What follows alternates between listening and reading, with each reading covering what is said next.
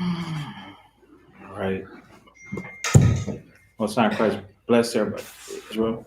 Most High Christ bless you too.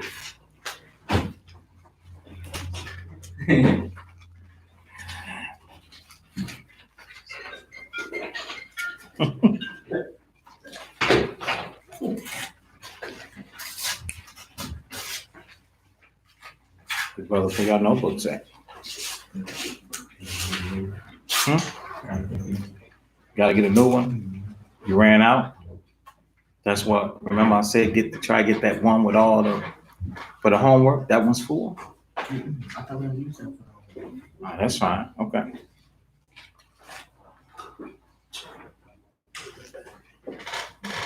That's fine.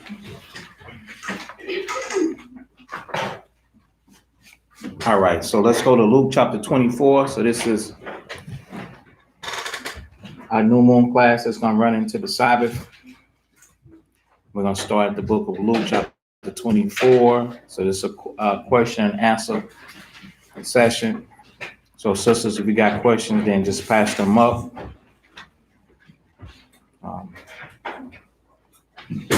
While we're dealing with this, when you read Luke chapter 24 and 45, it says, then opened he their understanding that they might understand the scriptures. So the whole purpose of at times us going into questions and answers so that we can get solutions to some of the issues and problems that we have, like the scripture said in Luke chapter 24 and verse 45. that will open up our understanding for us to understand the scriptures. All right.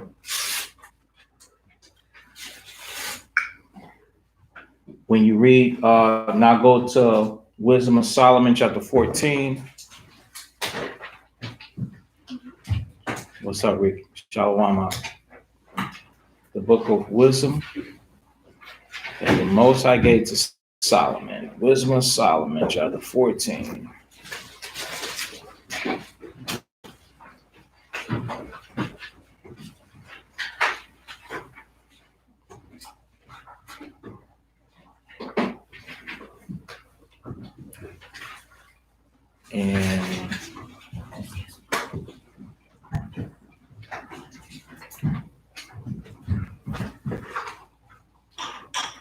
And I'm going to start at verse 22. It says, moreover, this was not enough for them.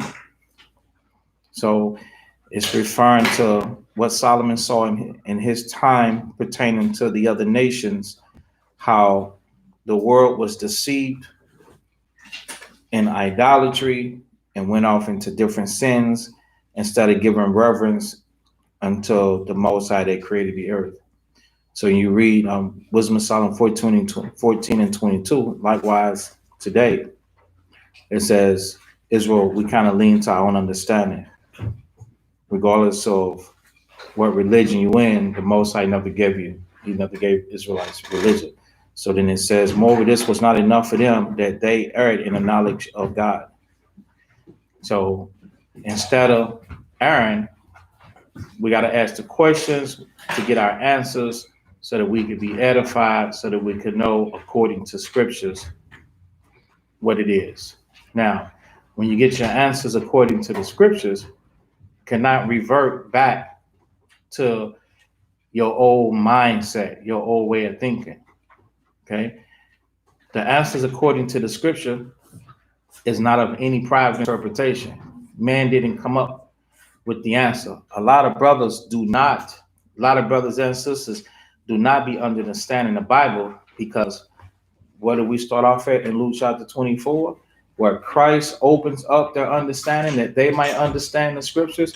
He is straight telling you that even then the disciples and apostles that walked with him didn't even understand certain scriptures. So if they walk with the Lord all the time, what will make you think that you ain't even walk in the physical presence of the Lord? A lot of people don't even have the Holy Spirit of the Most High because of breaking the commandments and denying the power there. What is the power? The power means The energy. Power is energy. The energy to actually do it. So if you don't do it, I'm gonna spray all y'all. if you don't if you don't do it, then you're not gonna have the power to do it. You're not gonna have the energy to do it. Okay? Therefore, not having the spirit. All right. So what I was alluding to is saying if the disciples had a hard time understanding the scriptures, what would make us any different? It's not going to make us any different. In order to understand the scriptures, guess what has to happen? You got to be a doer of the scriptures. Remember how today's Thursday. Remember how Tuesday that if you do, you're gonna have this man is gonna be blessed in what? The scriptures say his deeds, but in his what?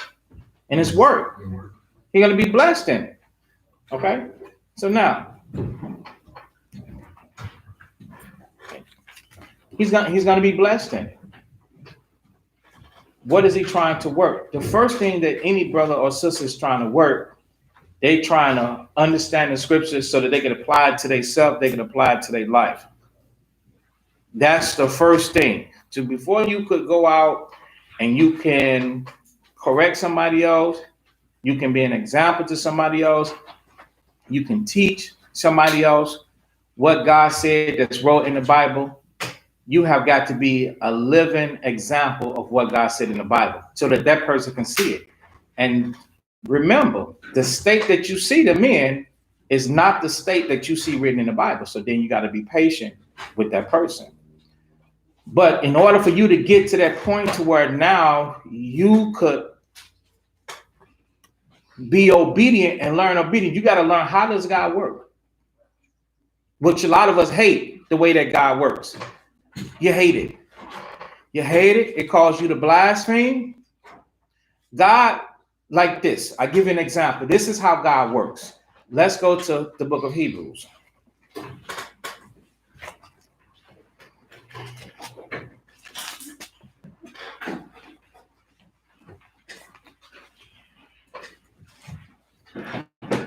Okay, the book of Hebrews, chapter 12.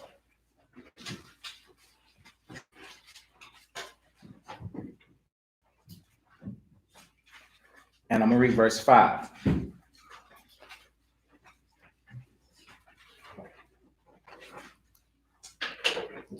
Hebrews 12 and 5. And ye have forgotten the exhortation which speaketh unto you as unto children.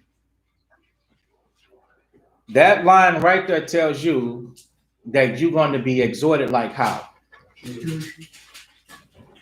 Some people hate for somebody to talk to you and they say, you think I'm stupid? I'm not what? I'm not a child. So now do you see what the Bible is saying opposed to how we feel? Next, despise thou not thou, meaning you, the chastening of the Lord. The very next line says you're going to be chastened. So look at everything that comes from the Most High that we reject. We reject somebody, right, Kanai? We reject somebody that talks to you like you're a child. We trust and believe we know how to talk to you. When I say we talk to you, we're going to take it slow. Sometimes I say read it slow. I'm not stupid. See, nobody ever said you were stupid. Let's just say read it slow to give the mind an opportunity to process what we are reading. Because I understand this. And I understand that a lot of times when I have to show somebody something, the reason why I got to show you something is because I found out that you like understanding. So now we're going to read it slow and give you an opportunity to process. And in exchange, use the scriptures and put it into your mind and take out what you think so that you can change how you feel about what you did. And now you could stand corrected. I ain't stupid. People feel like that. Nobody's calling you stupid. But we're trying to exhort you the same way we would exhort a child that don't understand that did something wrong, and now you have to explain to them, you can't do this because if you do that, it's gonna be painful. You chase a ball into the street, you're gonna get killed. You play with a knife, you're gonna cut yourself. You drink blue-colored liquids, that ain't Kool-Aid. That's dish detergent. You understand that? So sometimes we have to exhort one another in a very simple fashion so that the person's mind can process it. The next part, chastening. We got to let you know that the Most High will chasten you. The Most High, what happened to you? Chastening of the Lord. Oh, I had cramps. Chastening of the Lord. Oh, I twisted my ankle. Chastening of the Lord. Oh, I woke up, my nose bleeding. Chastening of the Lord. The Bible says in Deuteronomy chapter 32 and 39, I wound. It might not have been a wound to death. You didn't have to go to the hospital for it. I wound. Every aching part about me personally, the Lord, the Lord, the Lord, the Lord, the Lord, the Lord, the Lord, the Lord, the Lord. This is all the place I'm touching, the Lord, the Most High. Turn me up. Chastening. I'm able to accept that. Some of you are not able to, because in your simplicity, you don't want to contribute or give the Most High his props for giving you a whooping, being your father, being your heavenly father. Okay? So now, we still in Hebrews chapter 12 and verse 5. Then it says, my son, despise not thou the chastening of the Lord, nor faint when thou art rebuked of him. See? What is rebuke? Rebuke means to show sharp disapproval. How does God show sharp disapproval? You come up, you want to do something, bam. To you, it gets ignored. To you, you're not listening. To you, you ain't paid attention to me. To you, everything. But what you don't understand is God has given his servants very good, keen listening ears. They are under the commandment to understand first and then rebuke. What's up, brother? Shalom. Yes, we're under the commandment to understand first and then rebuke. So we heard it. We're so keen at hearing it. We heard everything that you said. Now we're going to slow it down. And now we need to explain to you why the Most High, according to the scriptures, is saying this is not the path. This is not the way. Neither is that true. But a lot of times people, they like, I don't want to deal with that. And they feel rebuked. The scriptures say, don't despise that rebuking. Okay? Now, verse 6. This is Hebrews chapter 12, verse 6. For whom the Lord loveth, he chasteneth. Do you see this? Yes. A lot of us, we don't understand. That's why I be like, Israel, there are a lot of people, they don't really love the Most High the way they say to love the Most High, because they're going to go through a chastening and they don't understand their chastening. And because they don't understand the chastening, they don't really want to hear other things pertaining to the chastening or the scriptures for you to point to them and say, God did that to you. Like, no, God didn't do that to me. Now, it says, and scourge it. Do you know what it is to scourge? Let me look up the definition for us.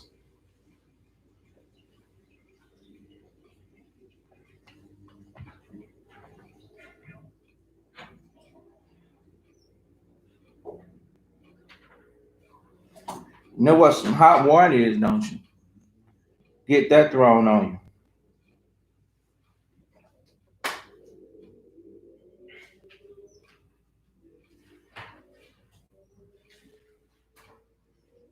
Okay. Scourge.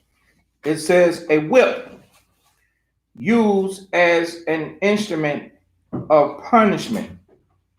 Whip as a punishment cause great suffering. 2. So everybody that the Most High receives and is going to deal with, the Most High, according to Hebrews chapter 12, is going to scourge every man and woman who he received. That means he is going to cause you to suffer. He is going, let me use the definition again. It says, a whip used as an instrument of punishment. A person or thing that causes great, all right, go ahead and get off. The Most High be causing all these sufferings, and he be causing great troubles. Yeah, great troubles. And those of you, you can rethink back into the world to where, like, when things were fine, things were cool, but you was without the Most High, and you really had a bullseye, just like all your friends. Everybody in this truth at some point or a time or another have lost somebody that was close to them as a friend. The older you get, sooner or later they drop. The Most High, they get killed in a drug deal. They get killed drunk and driving. They spend life in prison, 20 years, stuff like that.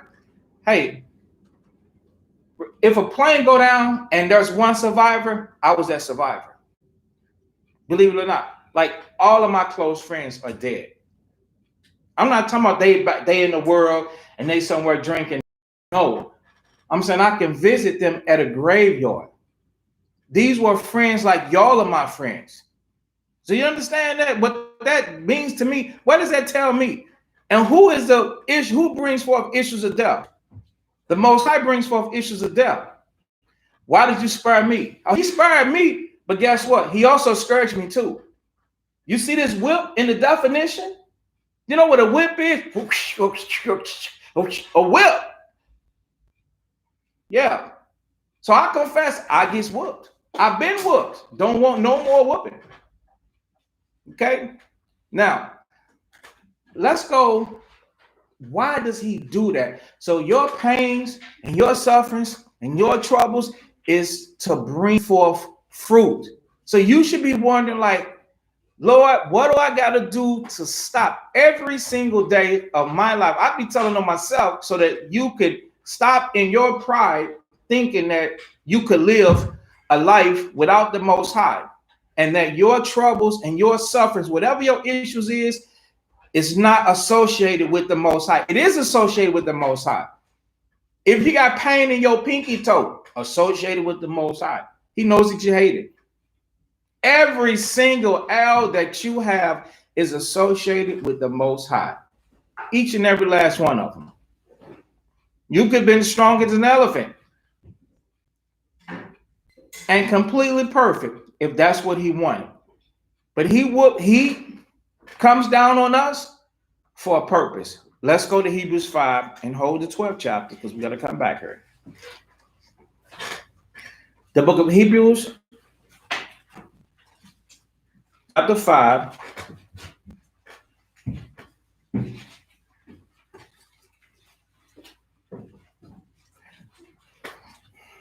The book of Hebrews, chapter 5. Now listen, I'm going to skip around. Put it together to make the sense of it. Hebrews chapter 5 and verse 5. So also Christ. Okay? Everybody, you with me? So also Christ. Verse 7. Who in his days, because that's what it's talking about, who in his days of his flesh, when he offered up prayers and supplications with strong crying. So you don't understand that the Lord cried? Look, Javon, listen to mom. She can't even read, man. You got to pay attention. It's going over your head. He was cried. Christ cried. He prayed unto the Most High Yahweh. He cried. A grown man crying and tears. So when it says and tears, maybe his crying, noise and tears. Wait, y'all, how much is that? Some tears coming down your eyes? Do I hear you around there? Yeah. Yes. Now listen, why? It says unto him that was able to save him from death. He didn't want to die. But this ain't the only time that he cried. When he was going to the judgment, no, that ain't the only time he cried. The Most High dealt with him like he deals with all of us. From the womb all the way to the grave. Throughout life, the Most High put it on him. The Most High is very, very, very, very strict. We just don't see it and understand. Like Ezra said, that the Most High, that he has seen personally how the heathens, they flow in wealth, and God suffered them sin. He allowed them to sin. Guess who else have monkey see, monkey do? Same thing. We chase them. We try to get money. And him seeing him, or we sin. Everybody else sin. Everybody else do the same thing. The Most High he's not gonna tolerate it. We're gonna fall short.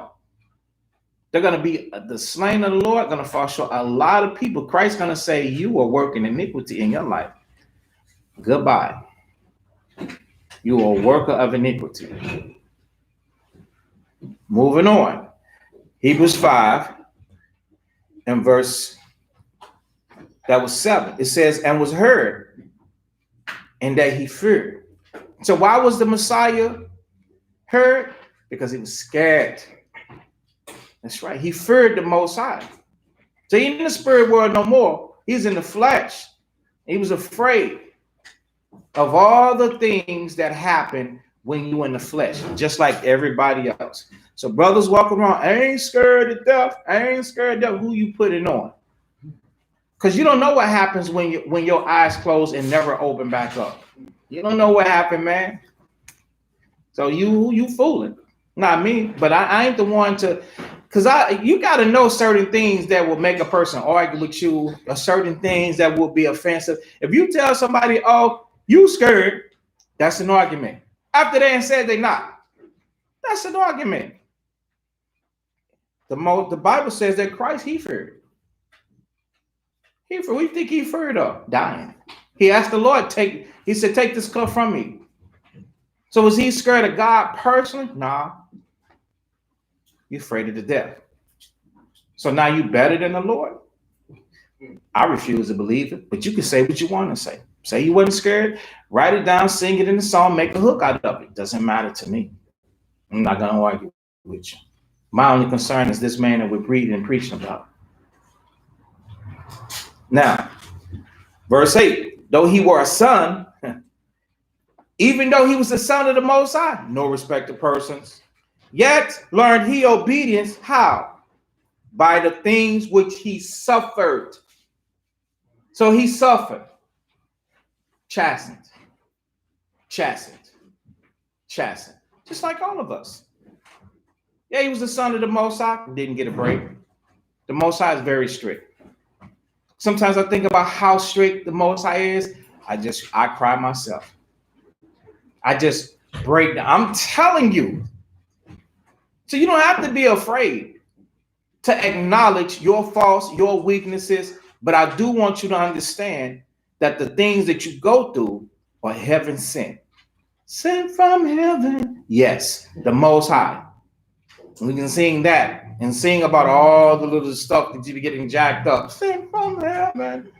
I can go to the doctor and I can do this. Sent from heaven. Oh, my leg hurt and my back hurt. Sent from heaven. Oh, my jaw hurt and my tooth hurt. Sent from heaven. Yes. Okay. Though he were a son, he learned he learned obedience by the things which he suffered and being made perfect. So why did the Most High scold him? Why did the Most High chasten him? Why did the Most High do this thing? So that he could be made perfect. That's what the Most High is trying to tell us. That all the chastening, that remember, if we would judge ourselves, we should not be judged. But when we are judged, we are what? We are chastened. So when the Most High come to us, that's in 1 Corinthians 11. When the Most High come to us, he's going to come to us and give us an out. He's going to send people to you to tell you. But most sinners are just like dumb criminals. Pay attention. most sinners are like dumb criminals. You ever seen a video of a dumb criminal? They like do stupid stuff. It's like, you know that you could get in trouble for this. So a dumb criminal does something dumb like try to find another way to commit the same crime. He just find another way, right? He don't really realize that the other way is just, it's a trap. So that they found another way to catch you. So what does the Most High do? Most people that are repeat offenders, like repeat sinners, you try and get smarter with your sin. You say, you know what? Let me hide my sin a little deeper, a little further. Let me be more discreet. Let the walls cover me. Who seeth me? Let me shut the door. Let me do it during a time and an hour where nobody know it. But what you don't understand is darkness is as light unto the Father, and he sees it all. So you know what the Most High do? He say, okay, you're going to be subtle. I'm going to allow you to make a mistake. And when you make a mistake, bam, somebody pops up and they sees it. And they say, oh, what is this? What you doing? Now your sin is exposed and it's brought out. And then the Most High got to chasten you because now you finna get corrected. And once you get corrected, then judgment come. Now you walking around in a judgment of the Most High for what you did. A lot of people don't see and understand that. Go back to Hebrews chapter 12.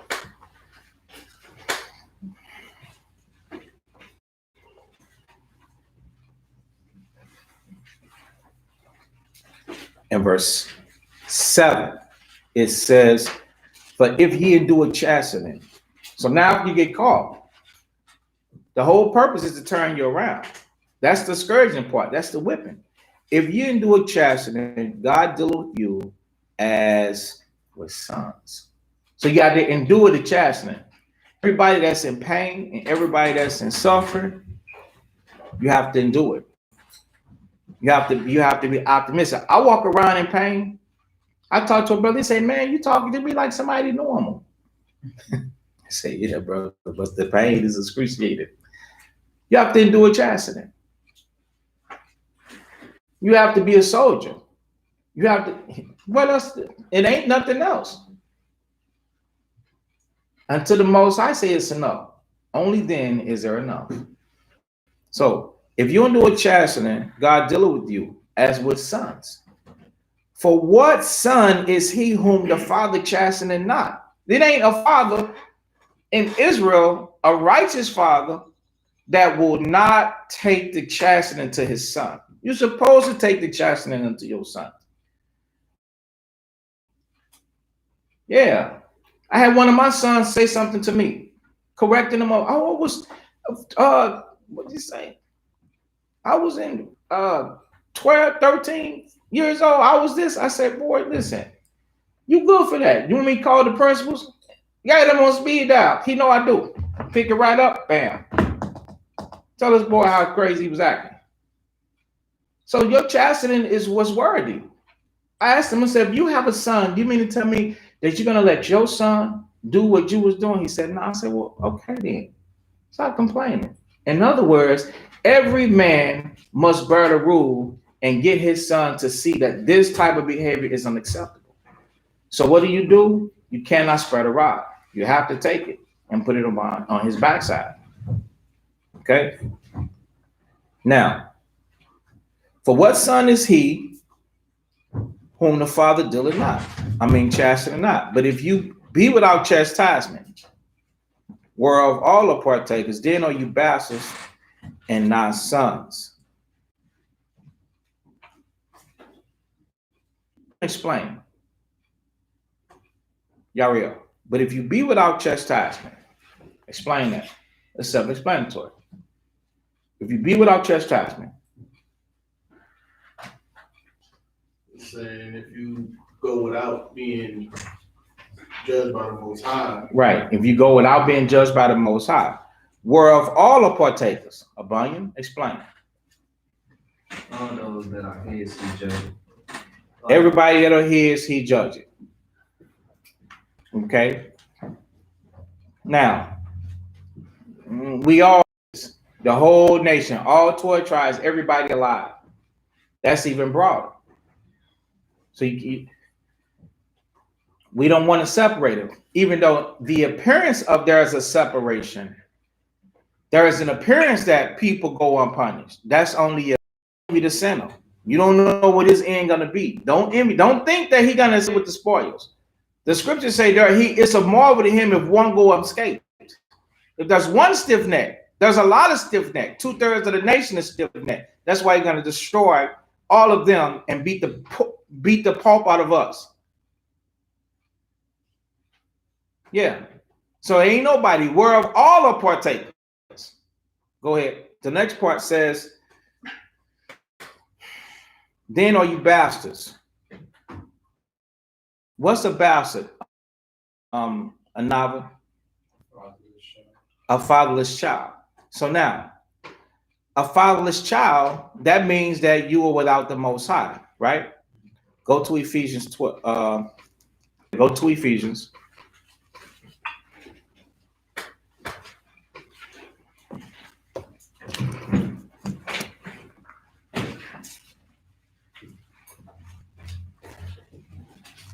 Okay. The book of Ephesians, chapter 2. And now verse 12. It says, at that time you were without Christ. So if you're a fatherless child, you are without Christ. Even though Christ is not your father, Christ is our brother. Because if you without the Father, you without the Son. So you are without Christ, being aliens. Okay? From the Commonwealth of Israel. So everything that makes Israel what it is, what we are, which is what? Please think the law, statutes, and the commandments, right? Everything that makes Israel what we are, guess what? You're going to be without that. You're not going to have the knowledge of that because the understanding of it is not going to enter into you. And strangers from the covenants of promise. The promises, you're going to lose focus on it. It's going to be so blurred to where you won't even believe it anymore. And not only that, you'd lose it. You might know that or think, but then Satan will even come and take that. So you might even stop believing that we're Israelites. I've seen it happen. I've seen people in truth turn around so far, they get so twisted, the Most High spin them so hard to where they don't even believe that we're Israelites no more. Yep. Then it says, you see it? I want you to see it. The next three words says what? Having no hope. Ain't no hope for you, man. There will be no hope. So what if somebody come and tell you, oh, there is hope for you. There is hope for you. How? See, what they don't understand is your behavior. Look at what you've done. Look at what you've been doing. Look at the choice and the decisions that you've made. Look at how you treated the Most High. Look at how you treated his son. Now all they see is somebody that's look like they need some help. Y'all see my face right there?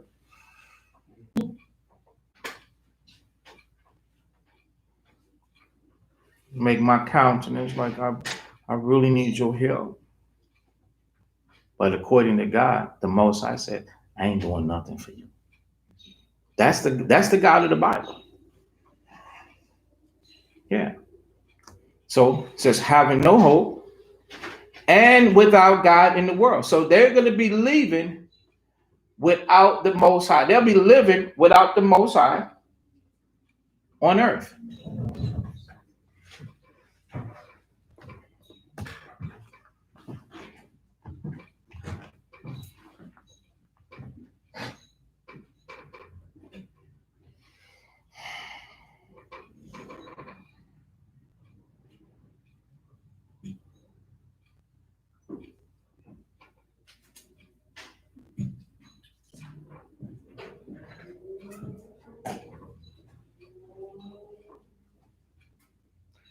Ecclesiastes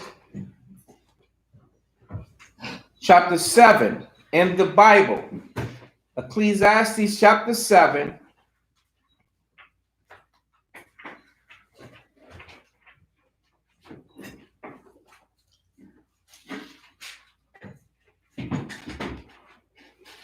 And verse 13. This is going with Ephesians chapter 2 and the latter part of 12, having no hope and without God in the world. Having no hope and without the Most High in the world. There are people, if you don't have the Most High, you're going to be walking around on earth. But it ain't no hope. Nobody will be able to fix you. Ecclesiastes 7 and 13. Consider the work of God. For who can make that straight? Which he have made what? Crooked. Get out of line with the Most High. He gonna bend you, man. He gonna hurt you so bad. You're gonna change your countenance. You're gonna be broken, shattered. And you might still hold the book. You might still have the name. You'll be out looking for help, handouts, and everything. Who put you? Who put you in that state? Did not the Lord? The Most High put people in that state. That's why I say it's considered a work. Who can make that straight? We got to remember that. People have choices, people make decisions. When they make that choice, when they make that decision, they might not want to live by it.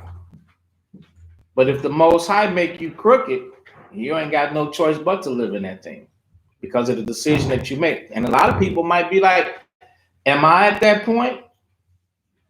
If you got to ask that question, stop breaking the laws of the Most High before you get confirmation that that's what's happening, that the Most High has made you so crooked, he's giving up on you. Oh, brother, the Most High don't give up on nobody. This is, brother, you're lying. This, all right. Then why are you still in sin? When we finish talking, where you going? What you finna do? Are you going back to a relationship full of fornication? Or do you have, or is your spirit strong enough, according to Matthew 19:27, to forsake it? Are you going to go back and still smoke drugs? Or is your spirit strong enough to defile your temple? Not to defile your temple. So you can argue all you want to.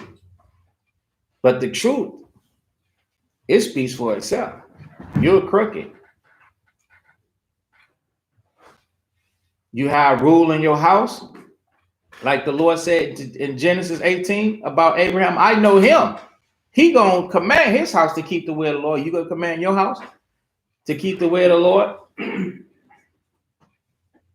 You got unclean food in your freezer? Your dresser contain abominable clothes that your wife put on because that's what she wants to, that's how she feel? Then you don't run your house. Any man that can't control his wife or can't control his children, don't run his house. Whoever does what they want to do in your house runs your house. Because you wouldn't let a friend come over and just do what he wants to do in the house. You kick him out. You say, this is what? My house. You can't do that here because I said so. Well, what's the difference between the woman or the child? You respect this person, but you don't respect that person. If she did it, might well let him do it. That's different, not how. That's my wife. Well, that means that if that's your woman, that means that you should even be more of an influence to say this don't happen. I don't spend one night with my house like that. Not one night, not one day. No, not one. It's got to be from Genesis to Revelations, or it ain't gonna be. I couldn't be in it. But that's me. I've always been like that. What's your spirit like? Because I'm trying mine by what's wrote. That's what you need to try yours by. What's wrote according to the Bible? Are you doing what this Bible say? Without any ifs, ands, and buts about it. I'm not saying, well, I'm perfect without flaws. I have mistakes. But my mistakes, they're correctable. If I do something to you, then correct me and say, yo, you said this or you did this. My mistake ain't a stronghold, a vice. So I'm hooked to drugs. I'm an alcoholic. I'm a brawler. I'm living lies. I'm a liar. I got idolatry. I got idols, graven images, defiling the Sabbath days. I keep the Sabbath days. Mistakes that I confess and I acknowledge, that some people might have said, zealous. Sometimes the zeal eats me up, where I might have to come down on a brother. It's too hard, brother. I'm like, all right, I apologize. You're right in that, because I can see. But I was taught, I came down, but I never was like, brother, ease up. You too hard. No. Correction is correction. If I don't want to be corrected, then I will stop. I stop. So I would advise anybody, if you have an issue with correction, stop. And then there's nothing to correct you, because you are already doing what's right. So verse 14, in the day of prosperity, be joyful, but in the day of adversity, consider. When something goes wrong, consider. The Most High is going to let you know that something is going wrong, because He's going to whoop you. He's going to chastise you. Something going bad is going to happen. Consider Him. Don't just consider, oh, tribulation came by this person. They came around here, tribute this, that, and the third. Maybe you should have been there. Maybe you shouldn't say what you said. Maybe you shouldn't have did what you did. Consider. In the day of adversity, consider. Who's bringing in tribulation? Who's bringing in trouble? Who's bringing in chastening? The Most High. God also have set the one over against the other. Right? He said it. So, prosperity, joyful. Guess what? Adversity, nothing. You ain't gonna even think that the Most High did something. You don't blame it on God, huh? My car got towed up. Don't blame it on God, huh? I lost my job. Don't blame it on the Most High, huh? It says it right there. Ecclesiastes chapter 7, verse 14. When there is adversity, consider. Adversity don't always have to be an individual that's causing a problem to you. Adversity, another word for adversity, is trouble.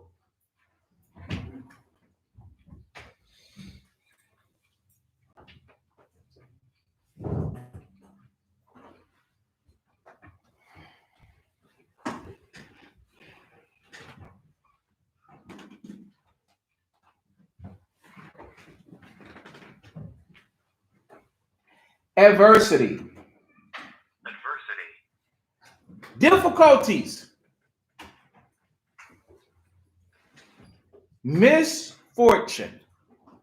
You see, it don't always have to be coming by another human being. When there's difficulties, consider. Maybe the Most High doesn't want this for me. When there's a misfortune, oh, I was misfortunate. Something happened. I took. This is good. I'm fortunate. Call it lucky. But when I'm misfortunate, I just took a loss. Wow. I'm misfortunate. Consider the Most High. He have set the one over against the other, to the end that man should find nothing after him. You know what that means? You can't look past the Most High for a reason on why you have success, or for a reason on why you just you just had a misfortune. It ain't nothing after him. It is him. What is Israel? What we gonna do with this? We got to humble ourselves. And now we have to learn to associate our chastening with the Most High, because it ain't nothing after him. Go back to Hebrews chapter 12.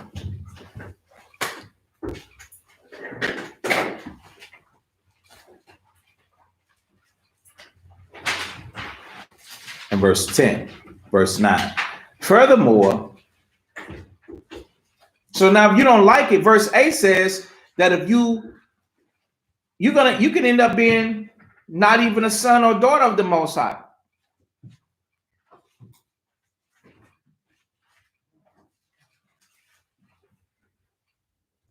Furthermore, we have had fathers after our flesh, which corrected us, and we gave them reverence. We gave them reverence because this is a grown man. This is a grown man standing up over us. He's more powerful. So we as a father have to remember that when we stand over our son, we don't want to crush them, but we will stand over them with a force that's abrasive. So we've had fathers after our flesh that correct us. So the Lord will stand over us with a power that's abrasive, like sandpaper. If you take sandpaper and rub it up against your skin, it's going to tear the skin off and you're going to bleed. Abrasive. So the Father is a force that's abrasive when correcting us and chastening us at times. That's why we have injuries. Stop looking past the Most High when stuff happens to you. It happens to you because you are disobedient. And the Most High is going to bring you back into a place to where you're going to obey his voice. And guess what's left there? The scars, the feeling, the anguish, all the things that are intended to be there, they are going to be there until he see fit. You are going to heal when he say it's enough, you'll heal. Until then, you still have to apply the scriptures.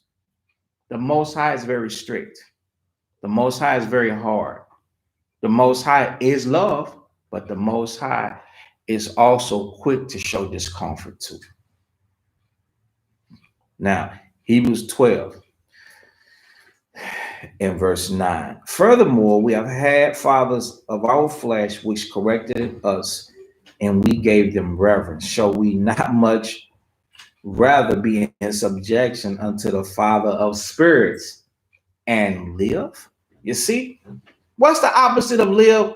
Die. Our fathers never stood over us and like, I'm going to put you to death. But the Most High is saying, listen, I will put you to death. He's like, I'm going to put you to death. So you're going to be in subjection unto me, or you're going to die. Why do you think cars going 80 miles an hour? Somebody doze off, flip, dead. Pestilence hit the land, dead. Some recovered, they got to live with the aftermath. Issues of death belong to the Most High.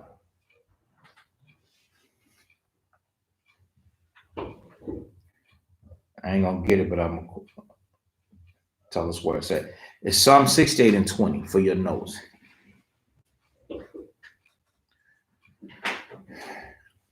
Let's see.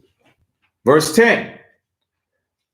For they verily, meaning our pops, for a few days chastening us after their own pleasure. So that shows you that in the disappointment of a father, it doesn't just end that day. It carries on for a few days. It carries on. Everybody understand that, okay? So children, if there are any children out there, it's common for your parents, for your father to be disappointed with you for a continual time. But he for our profit. So what is the most, and guess what? I mean, I'm the type of pops that I'm looking for your profit too. I'm looking for your profit too. What is the profit? For you to bring forth fruit, for you to do the right thing, for you to change and turn around and now start applying the scriptures. That we might be partakers of his holiness. Now, the Lord is saying in verse 11, oh, I know it don't feel good. No chastening for the present seem to be joyous, but grievous. So that's the answer to a lot of us. That's the answer of us. The pains and sufferings that we go through, the Lord, like he knows that it's what is grievous, right? Nevertheless, afterward, it yielded the peaceable fruit. So that means the Most High planted something in us and he expected it to grow. What is he planting unto us? Remember, during our chastening, we're trying to find out why. So when you go to the book of Job, when you go to Job, go to the book of Job. This is what this is about. Okay, the book of Job, chapter 32.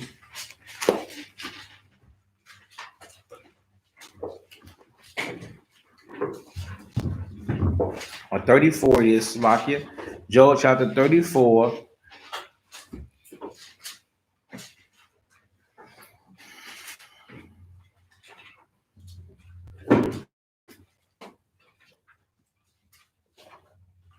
And you see the second precept of 32. It says, if I have done iniquity, I will do it no more. The first part we're familiar with, that which I see not, teach thou me. If I have sinned, if I've been sinning, I won't do it no more. Remember, what state was Job in when he said that? Job was getting chastened. Job was getting scourged. So when you go back to Hebrews chapter 12, if I have done iniquity, I'll do it no more. Check this out. Hebrews 12 and 11, the middle of the precept, towards the end, it says, but nevertheless, it yielded the peaceable fruit of righteousness. So what is the Most High looking for you to say? If I have done iniquity, I will do it what? I will do it no more. That's what the chastening is for. So in your chastening, while we hurting and we in pain, we pleading with the Most High. We're trying to figure it out. The whole time we supposed to be like, I ain't never doing that no more. I ain't doing nothing no more. I ain't doing nothing no more. That's how we supposed to be. We're not supposed to be like the common drunk that gets drunk, pukes, throws up, pisses himself or herself, and then the next weekend they at the party doing the same thing. That's a person laying a foundation of repentance from dead works. That's not how because the chastening gonna stay on you. It's gonna stay on you. You got to be fully persuaded on what sin does. Sin damages Israel as a nation. Y'all share the video, tag somebody in it. Do we understand that? So that peaceable fruit is supposed to be like, I ain't doing that no more. You brothers and sisters that are learning this, you're supposed to be the smartest people in the world. You're supposed to act like, and you're supposed to behave, you're supposed to behave like you're smart, like you've been taught, like you learned. So when you go out to serve. You go out to apply, and if you see transgression, you help somebody by saying, hey, that's not what we're supposed to do. Plant a seed and keep it moving. That's not what we're supposed to do. And keep it moving. Okay, Hebrews chapter 12. Now, the latter part 11, it says the peaceable fruit of righteousness. You're supposed to offer the sacrifice of your lip and your action. Then it says, unto them which are exercised thereby. What are they exercised by? Chastening. They exercise. You're like, yo, I've been through chastening. I know. I've been through chastening, and it helped me to bring forth fruit. It helped me to be perfect. Because in your chastening, you are crying to the Most High. You're going to be telling them to show you the thing that you didn't see. You're going to be telling them, hey, the sins, I ain't doing them no more. And it's got to get to the point to where you actually mean it. So you're not stepping to the side, to the left, or to the right. Neither being Mr. Sneaky Man or Miss Sneaky Woman.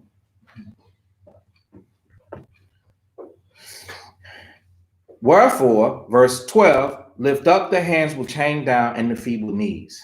So even though you've been broken down by the Most High in chastening, the Lord said, don't depart. Make straight paths for your feet. That's verse 13.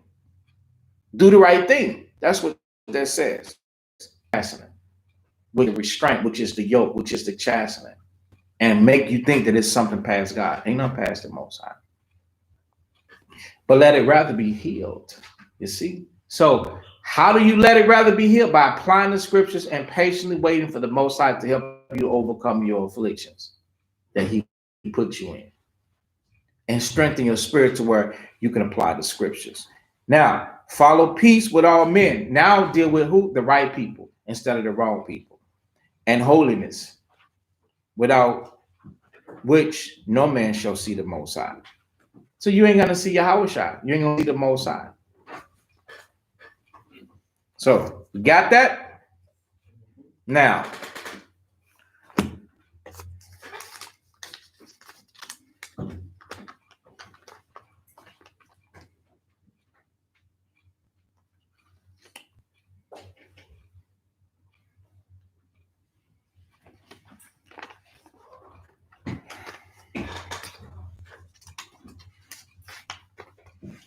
so this is a question and answer session. How must I rule myself in a work environment full of my old lust, which is women dressing like harlots? How do I rule myself in a work environment full of my old lust, which is women dressing like harlots?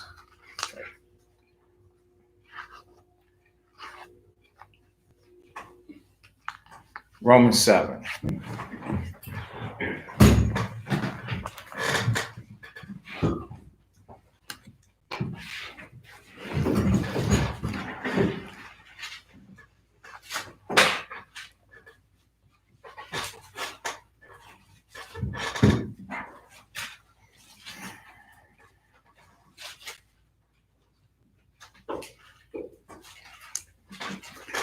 The book of Romans, chapter 7,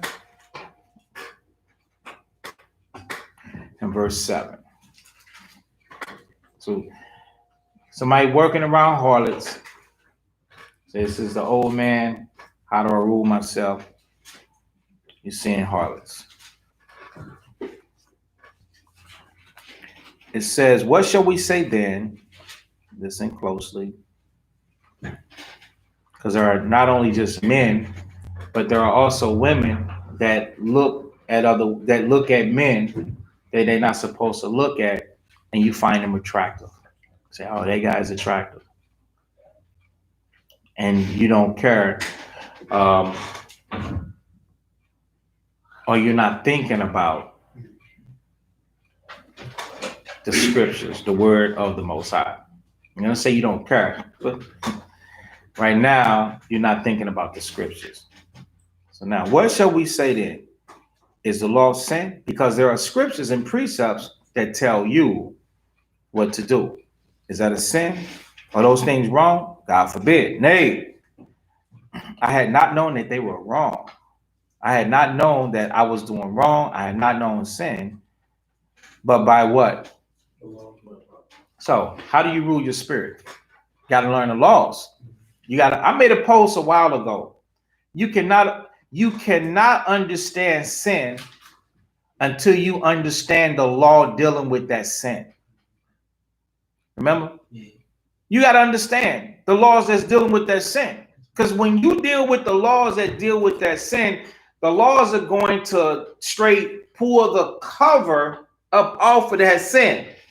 Remember, the bewitching of naughtiness obscure things. That means it hides it. You understand? So the field of play, men, women that looks good in the world. That field is hiding something. What is it hiding? What is it hiding? What is it distracting you from? Judgment. Thank you. You got it right. It's distracting you from judgment. Very smart. It's distracting you from judgment. Because on the other side of it, go to the book of Tobit.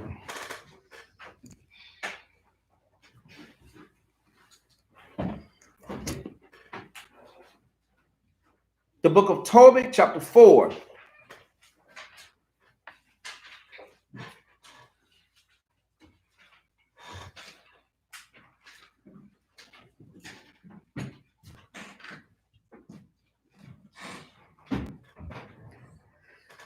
The book of Tobit, chapter 4 and 12. I got to skip around in this, okay? Find it. Ready? Let's go.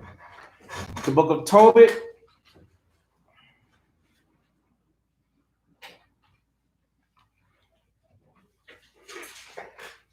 Chapter 4 and verse 12. Tobit taught his son Tobias, beware of all whoredom, right? My son, right? Okay. Now, I'm going to jump down to verse 13. Now, therefore, my son, still talking to Tobias, despise not in thy heart thy brethren, right? Mm-hmm. The sons and daughters of thy people, right? Mm-hmm. So you can't despise them, right? And not taking a wife of them, right? Okay. So in his natural content, he's trying to tell Tobit, or he's trying to tell Tobias, not to deal with a strange woman in his natural content. Don't deal with a woman of another nation. He told him, don't even deal with another woman that's from another tribe. That's mad confusion. Okay.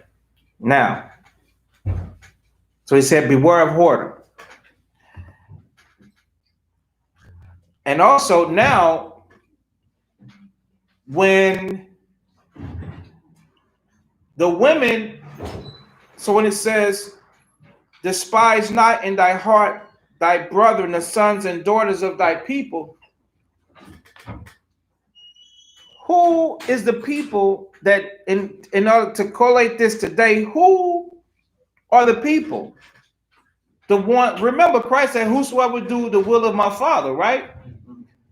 Exactly. So you can't despise the fact that you can only desire in the repentant community. Because when you're looking, when you just looking out in the streets, it's like you hating the fact that I'm only supposed to be looking in the repentant community.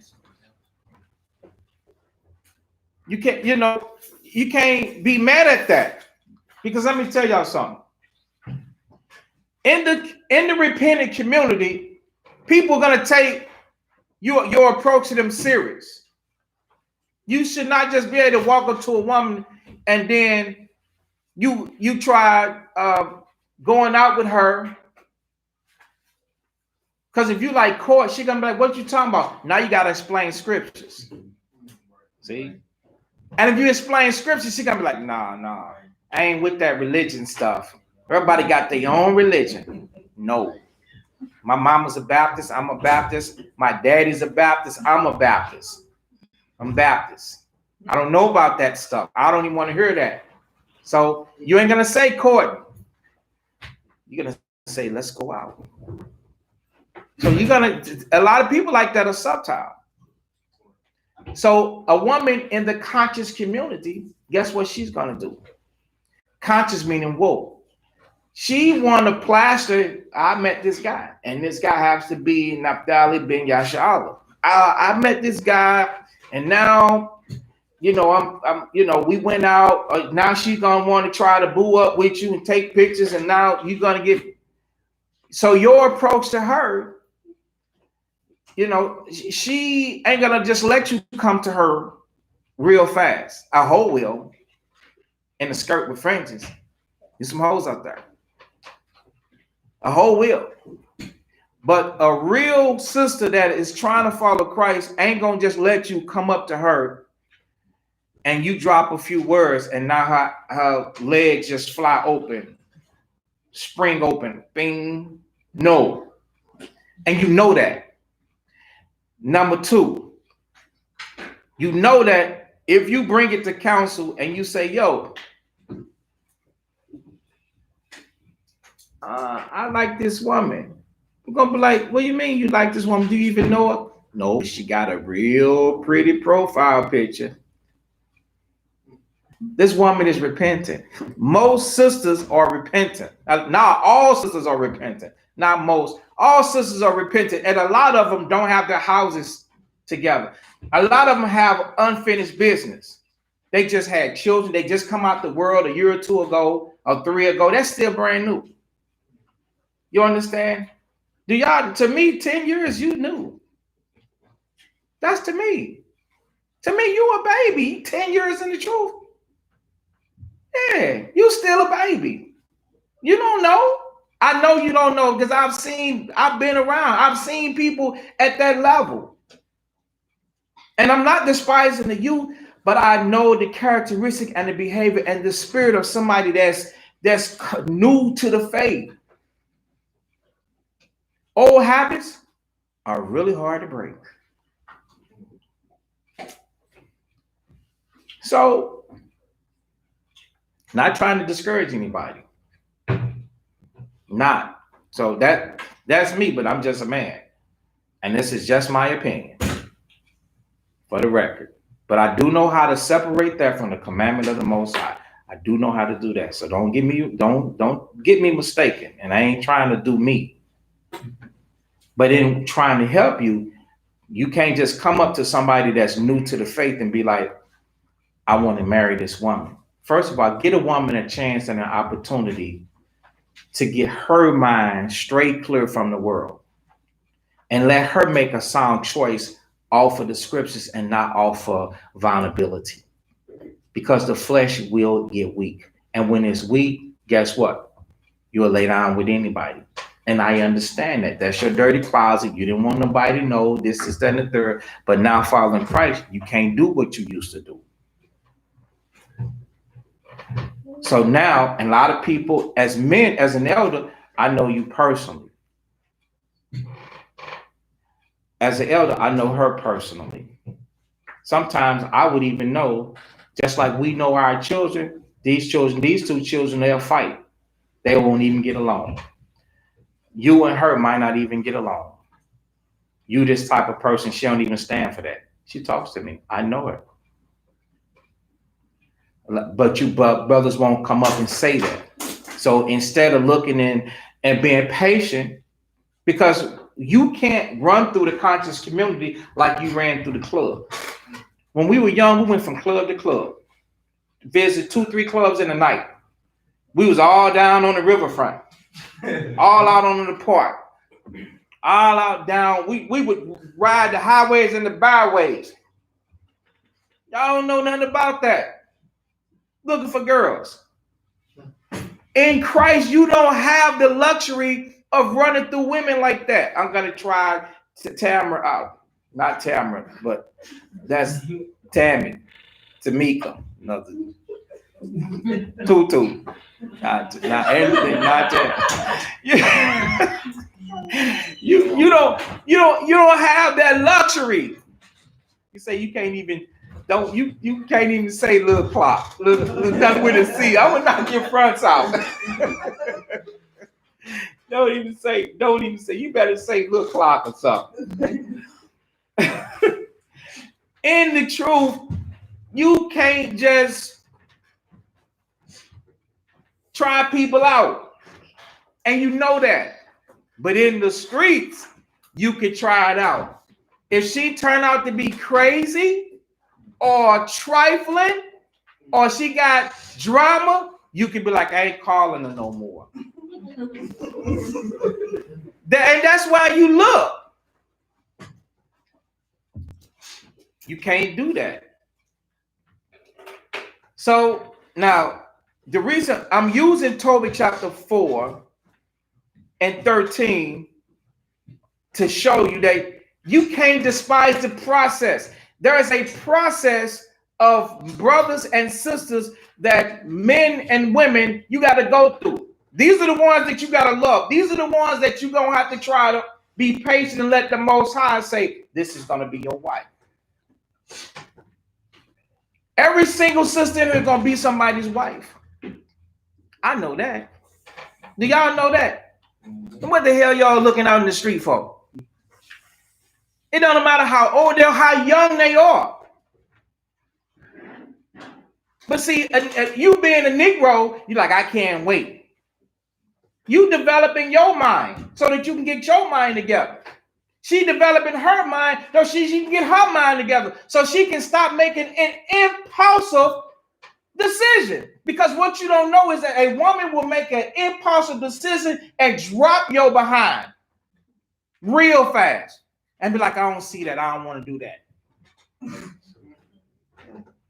And not call you. And what you did. Now you out there like, wait a second, this is me. She was like, and that was Remy. What's Remy? Remy Morgan. Who's Remy Morgan? Who knows what that is? See? Yeah, that was Remy. But now Remy ain't a part of the thing no more. And now all the luster, that's the shine, and knocked off of that friendship. That's why you gotta let people be spiritual, because they want to love you the day after. They want to love you the day after, not just that day. When you at work and you looking at harlots, because you called it, the harlot wants anybody that she sees. The harlot, she got a lust of her own. You understand? She might be a groupie that's looking for a BMW. She might be the type of woman that's looking for a man with a collar, that's dressed like a suit. She go out with this guy, one night fling, his penis too little. Check this out. Then she's with somebody else. That's her. That's the nature of the woman. Do you understand that? That's the harlot. And then this guy, she go out with the next guy, come to find out he's fronting about money. Yeah, the guy that was up in here fronting about money, showing people somebody else's bank account. So what happens when she finds out that he's fronting about money, but he ain't got some, and she gonna say, you ain't have to lie to kick it, nigga. And then she gonna cuss him out, but she's gone. That's the nature of a harlot. So look at what you're dealing with.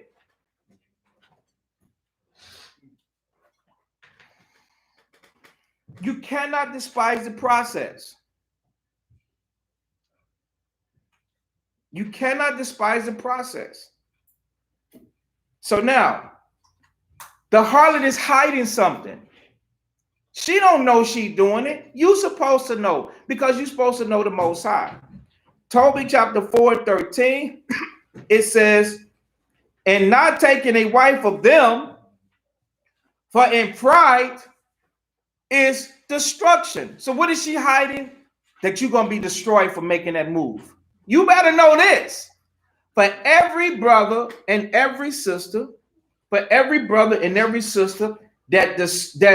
elects to have pleasure and sexual fun and activity, guess what? You dealing in pride and you're going to be destroyed. The Most is going to destroy your life with a disease, with a child. You think all children are blessings? Shit. Do you not see real STL news? Don't you know that those were babies at one point or a time? Oh, I'm tired of St. Louis. Won't God help St. Louis? When St. Louis gonna change? They crazy. Won't y'all just stay in the house? If everybody stay in the house, this, that, and the third. Get your child. Get your blessing. Go get your baby. Now, go get your baby, because that's what it is. It's a baby, right? That was a blessing. He's so cute. Go get his ass.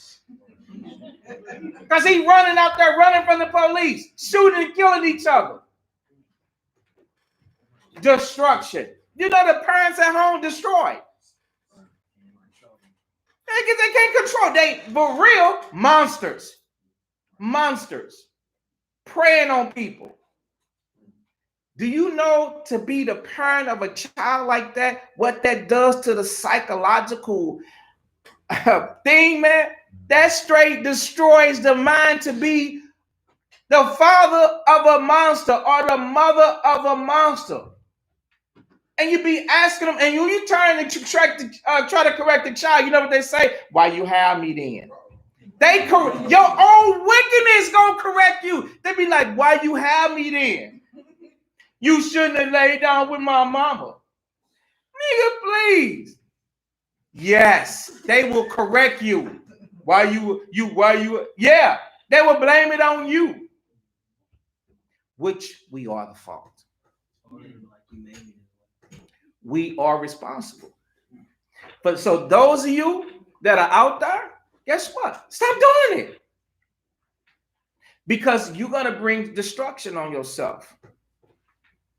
So now, does the harlot look so good now, knowing that the act with her gonna destroy your life, and she gonna move on. Just like I said, oh, you ain't what I really want. She gone. You understand? Size don't fit, so she gone. Oh, with this one, nigga, you ain't have to lie to kick it. All you had to do was say you wanted some ass. That's what they say. I'm gone. You was fronting about money. Or another one, oh, I'm so in love. I love you, baby. You calling her 10 times. She gonna be like, you weak. You weak. That's right, you weak. A woman don't want no weak man. A woman don't want to be chased. No. No, a woman want, I want muscles. A woman want, no, I'm just being here. But you know what I'm saying? A woman want a man that's with responsibility, with authority, that has a vision, that knows, you know, there's a separation thing. No, give her space. And then you got space. Don't you got something to do? Right. You understand? Am I right or wrong? Sis, am I right or wrong? Don't you want a man that got something to do?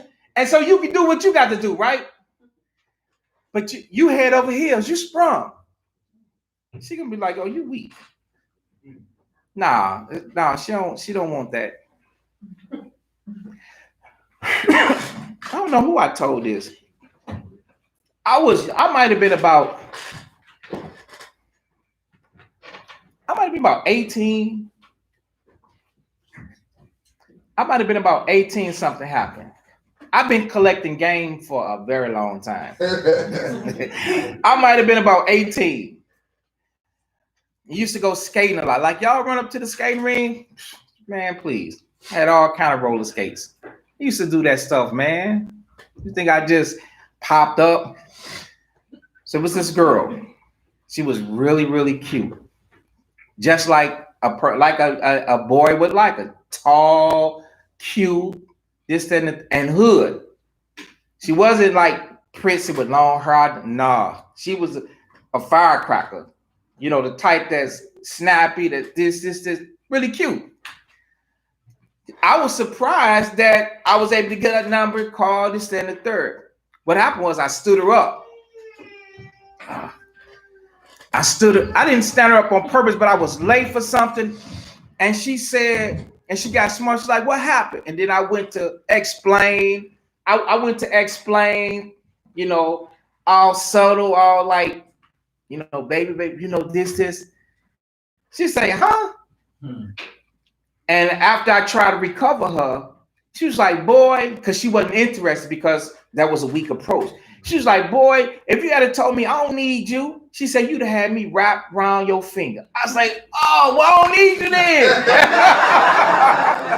I said, well, I don't need you then. She's like, no, it's too late.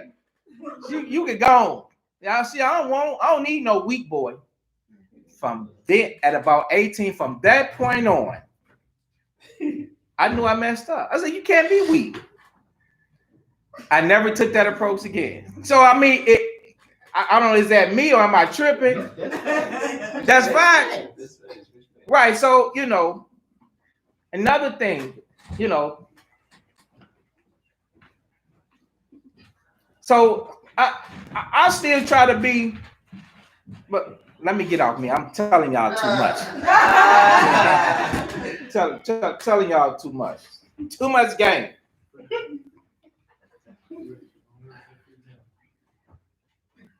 In other words, don't be like that. So now, back to the scripts. Tobit 4:13. And pride is destruction. So you're going to end up bringing forth destruction and much trouble. You're going to have troubles. Now, this is what they don't show you. It said in lewdness. So that's actually lewd. Lewd is like straight nastiness, right? Is decay and great want. So look at what you turned your life into in exchange for the harlot. You would traded it in for what? Lewdness, decay, and straight want. That means you're going to go into poverty. Yeah. All because you want a beautiful woman, or you sisters. Do you not know that there are sisters? I can remember this. Let me go back in time. There was this girl. I got people from the hood. I ain't gonna mention no names. There's some people from the hood, they be on the videos. We all grew up hood. Gutter. But that was this girl. She was another cutie pie. Had a nice little job. Worked at it was Nations Bank.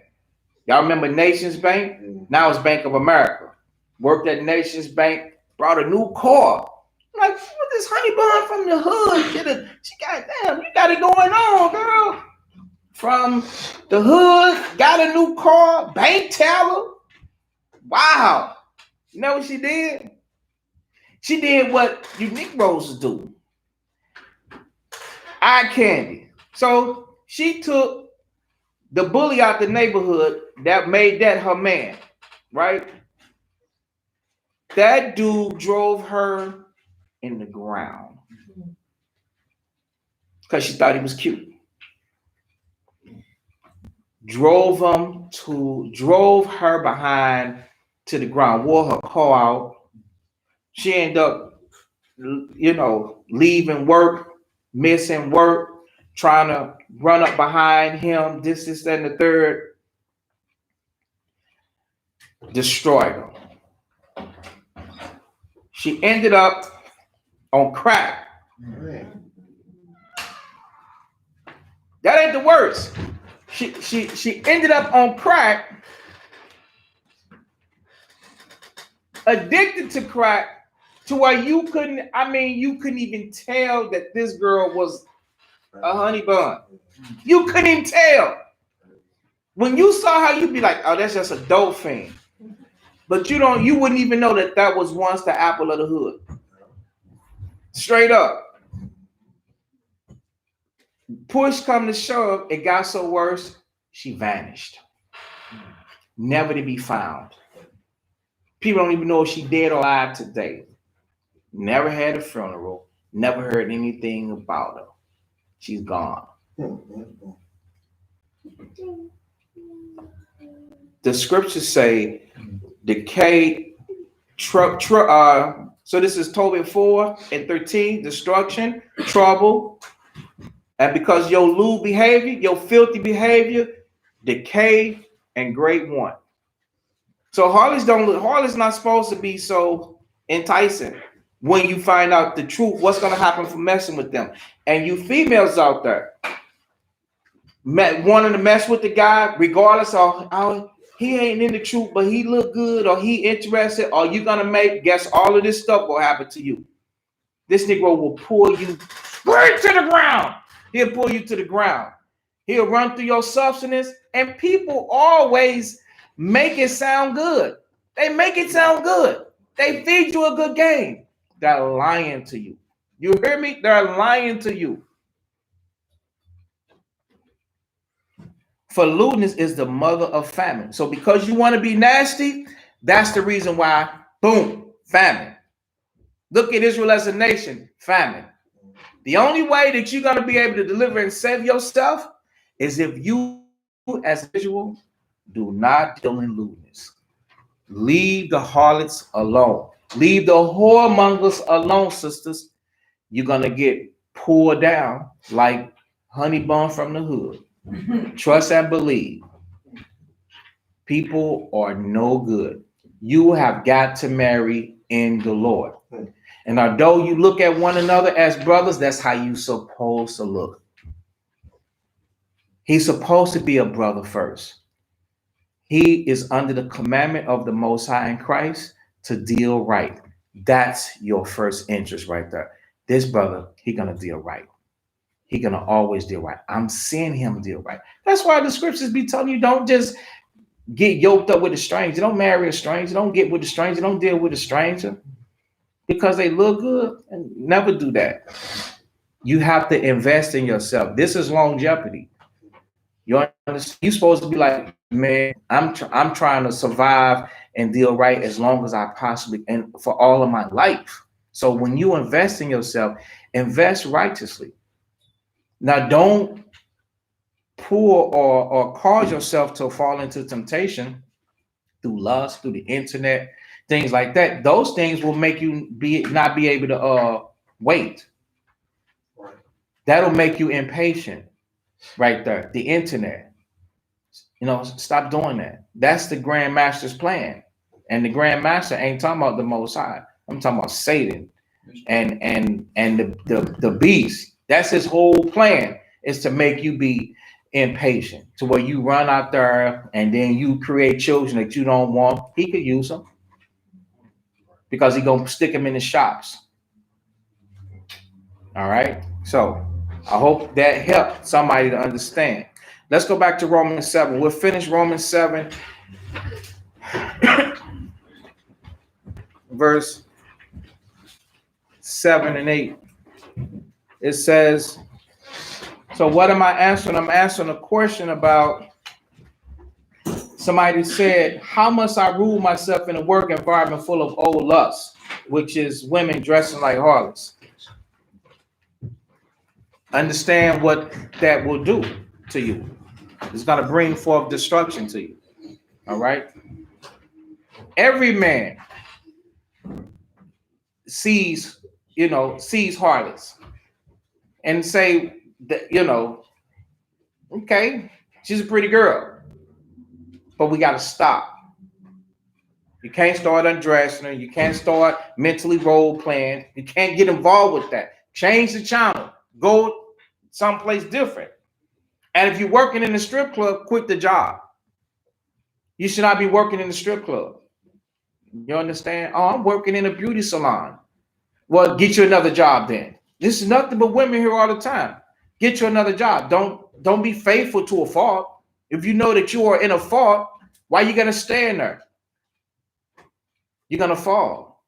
The scriptures teach you, don't go in a way where you must fall. and stumble not amongst the stones. All of them are hard-headed, and now you the example of Christ, and now you're gonna fall right in front of them. They're gonna be like, I thought you was a Hebrew Israelite.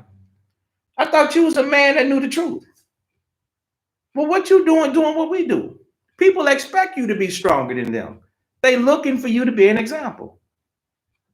Okay, so now Romans chapter 7 and verse 7. What should we say then? Is the law sin? God forbid. Nay, I had not known sin, meaning that I was wrong, but by the law. So now you got to start using the laws that correct you to tell you not to do that. That's why we went to that scripture.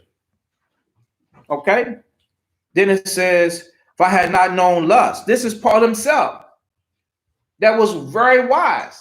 When you think he's talking about somebody else, Paul is talking about himself. You don't think that elders know lust? You don't think that we see beautiful women and be like, she's not beautiful? We're not stupid. We just know to make a choice. He said, I understood lust. I had not known lust except the law said thou shalt not covet. What made him understand lust? The law. Covet. How you going to desire something that you're not supposed to what? Have.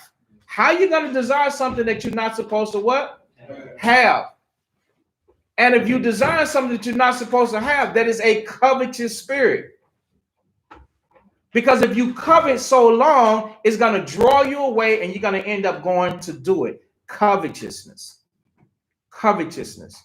We just had to deal with that. You got to know the Bible, man.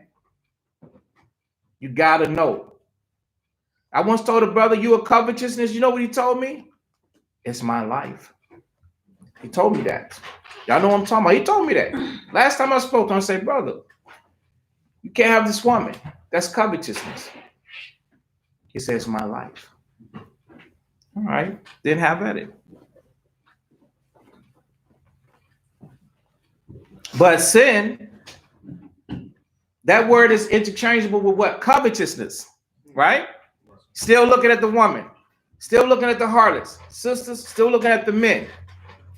But sin, taking occasion of the commandment,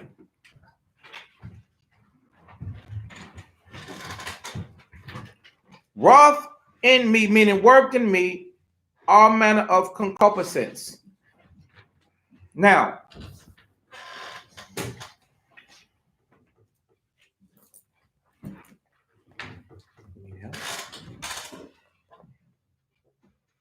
uh-oh. Someone come this way.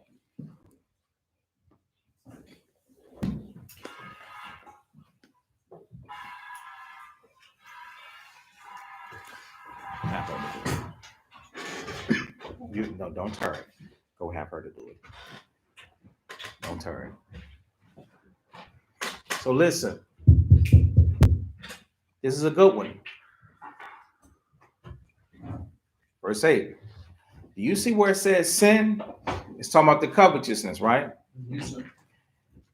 When it says taking advantage, taking occasion by the commandment, meaning sin knows, or Satan knows that you are covetousness, that you desire, you have a strong desire.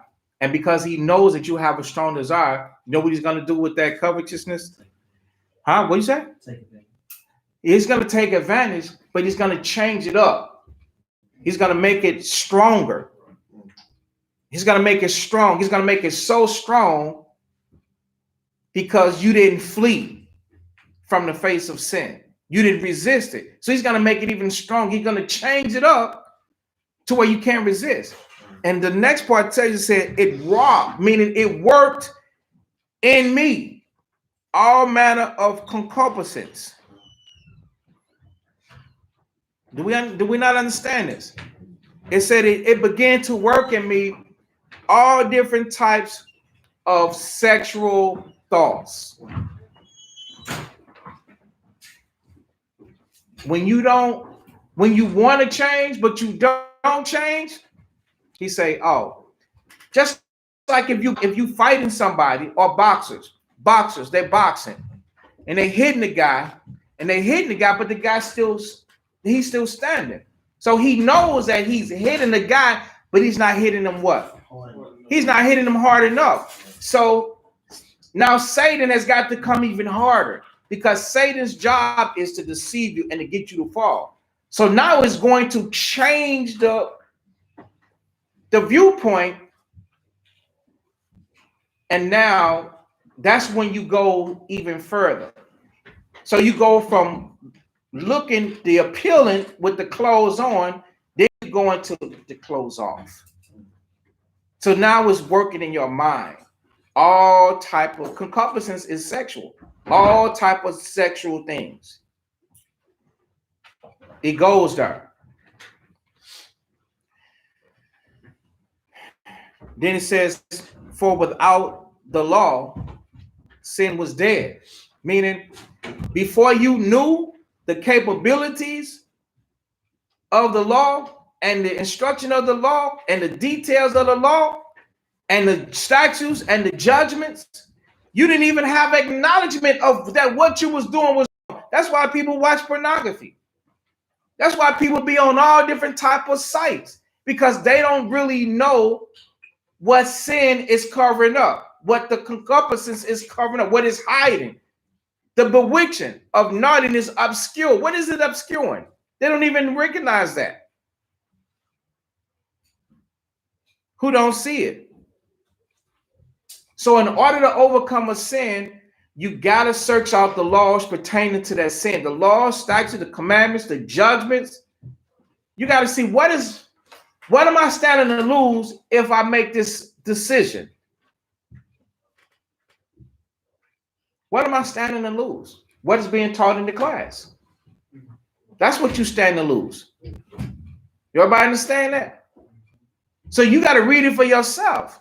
Study it for yourself. Search it for yourself.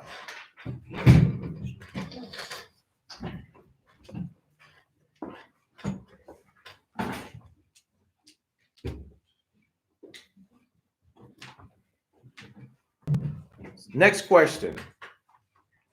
How to discipline a child expecting and accepted chastisement and whoopings. Not really. How to discipline a child expecting and accepting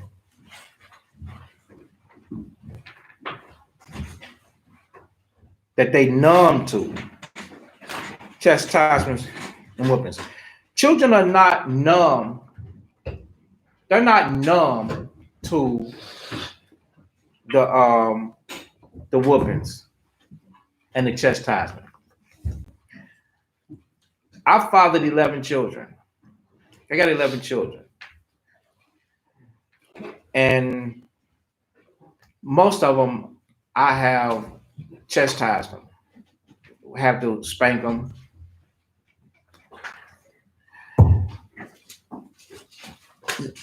A few more than others, my boys.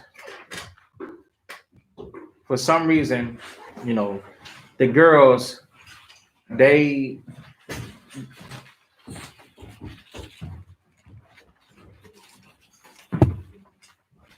girls, they fear the strap, but the boys are a lot tougher. But we live and we learn. And in my learning, I've learned, hey, so come, don't worry about the drinks. Come take a seat. Because it's, in my learning,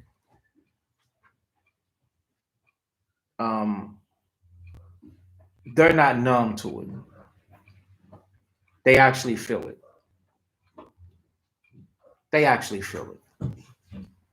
In pride, they don't want to yell out because others might be listening and they're going to make fun of them. So they find a way to, ooh, that's when they get to doing that. Ooh, ooh, ooh, because they're trying to keep from crying out loud.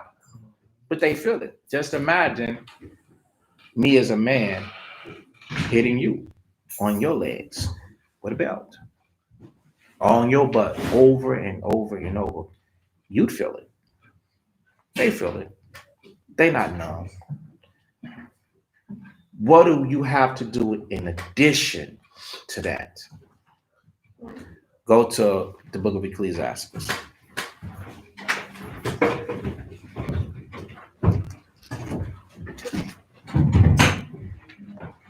Chapter 30.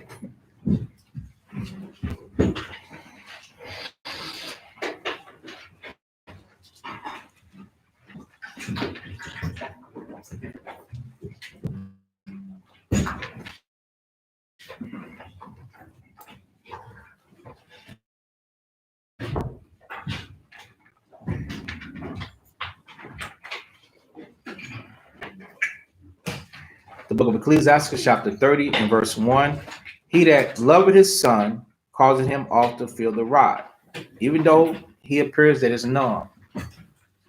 It's not numb, meaning he don't feel it. He feels it. That he might have joy of him in the end. He that chasteneth his son shall have joy in him, and shall rejoice of him among his acquaintance. Here's the part. He that teacheth his son grieveth the enemy. So along with giving whippings, you gotta actually sit down and you gotta teach the subject to the son and to the daughter. Whatever, you gotta have those talks. Whatever the problem or situation is, you gotta sit down and you gotta have that talk.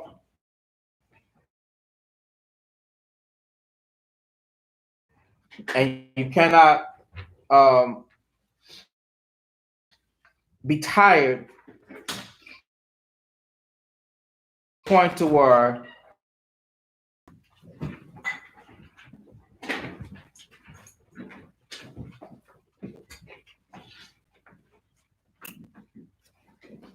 Second Maccabees 7. This is where I need. Second Maccabees chapter 7 and 27. Second Maccabees chapter 7 and 27.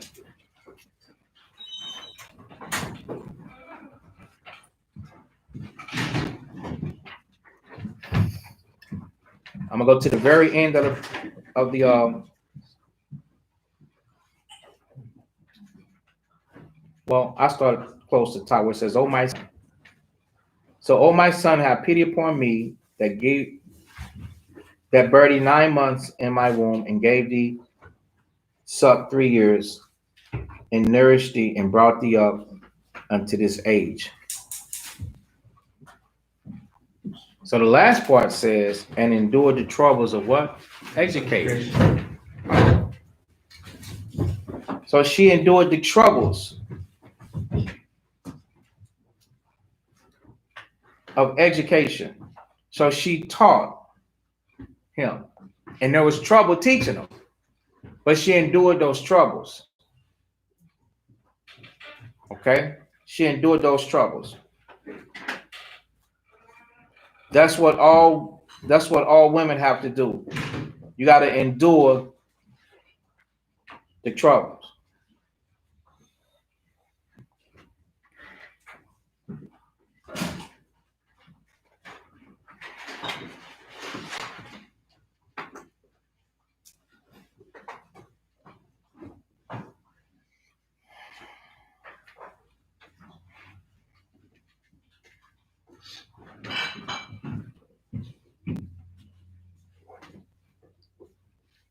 Timothy was taught by his grandmother.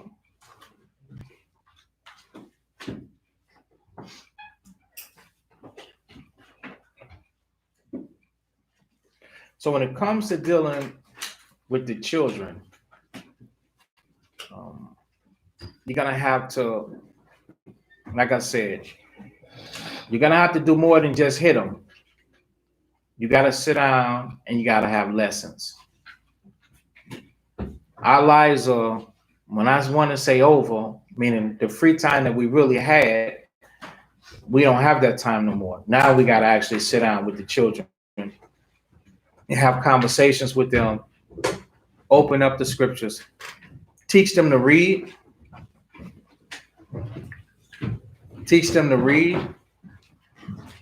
show them in the scriptures where it say, have them say it, explain what they supposed to do, what they not supposed to do. That's troublesome and burdensome to us, but it's something that has to happen. And that's how you overcome the situation of dealing with them.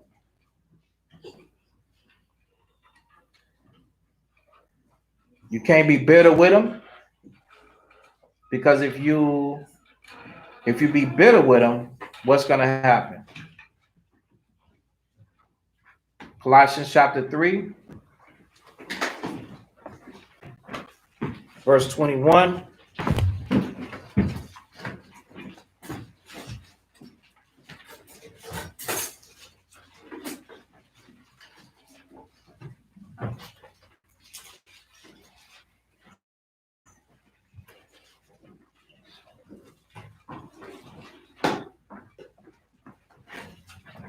I started 20. It says, children, obey your parents in all things. So this is something that you have to tell them that the Most High said.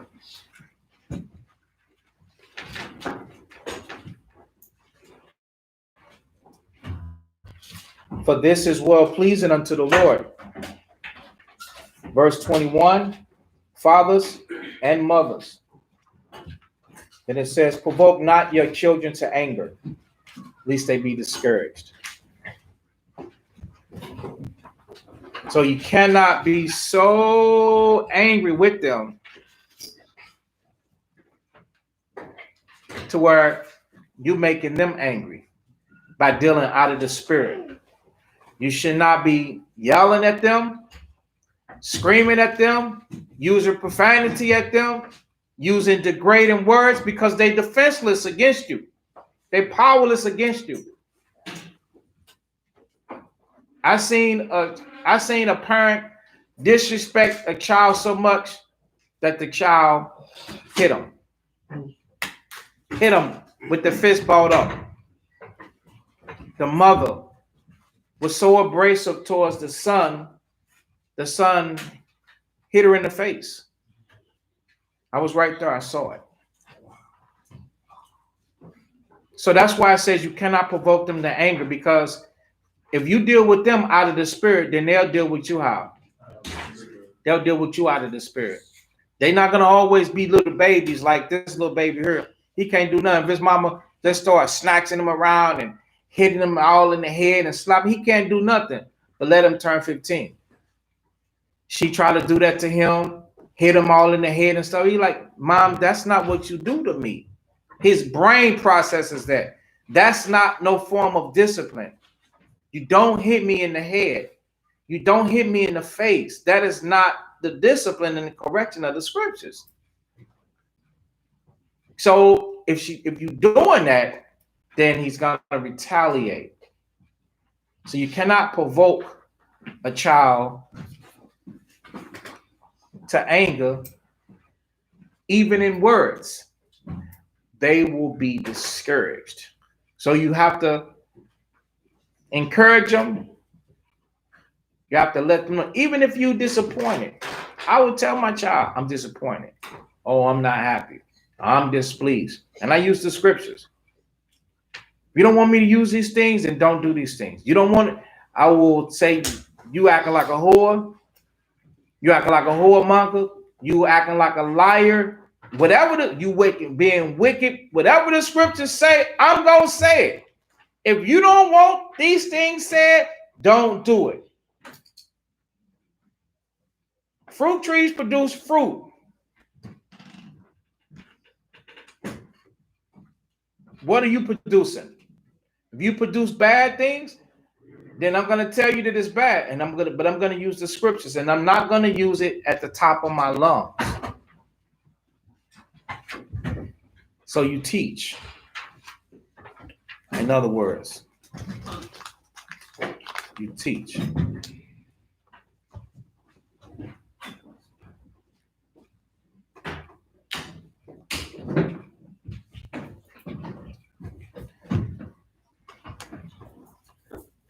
How do you do things that are lawful and what you like to do and make a balance between the time you study the scriptures?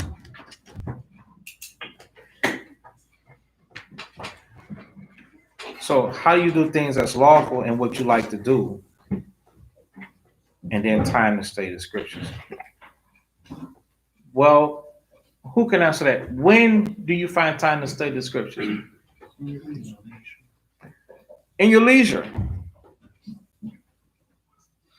Right. So here's the thing. In the beginning, they ask, how do you do things that are lawful? To me, everything is lawful because the only thing I'm concerned or I desire to do is according to scriptures. So do you see how I said that? Right? Like to me, all things are lawful. That doesn't mean that everything on the face of the earth is good to do, is lawful. But everything that I have put into my thinking process is lawful. Because I fed myself the scriptures. So everything that I have in here, which I fed the scriptures, so you get rid of the old and bring in the new, right? Okay. That's lawful. But can I do all of these things all the time? I can't do everything all the time, right? So this is on a to-do basis. Everything that you know that's lawful to do is put it on the schedule. Sunday, I'm going to enjoy myself and go do this. We know the Sabbath is the day of the Most High. So if after the Sabbath, whatever it is you plan to do that's lawful, if it's open, you're like, hey, this is open. I'm going to cut out and do that. If you need companionship while you're going, you're a brother, you say, yo, bro, I got this planned after the Sabbath. You think you might be interested in doing something? Like going to the store or, right. You don't go to clubs and bars and, you ain't going after the Sabbath is dark, so you shouldn't be shooting ball in the park, things like that. There's still got villains and things like that out, so you ain't trying to get out there and do stuff like that. So, but if you got throughout the week, whatever it is, just make a plan for it. You're not children. Children play how? When? All day, every day. So you're not a child with no responsibilities. I can remember being a child. I have the same vision all the time. Me coming down the steps of my mom's house, going out the front door, and standing between those two pillars on the top step.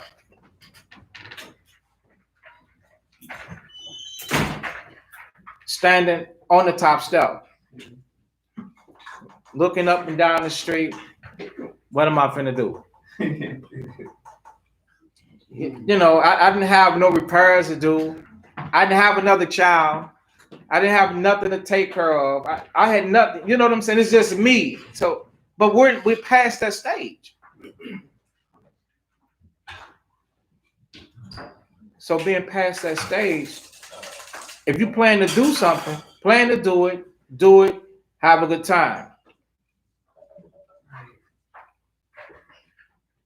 Why do any work on the Sabbath? Sunday we should preach and teach. Sunday is not the Sabbath. The Sabbath is the seventh day of the week, from Friday evening to Saturday evening. Sunday is the first day of the week.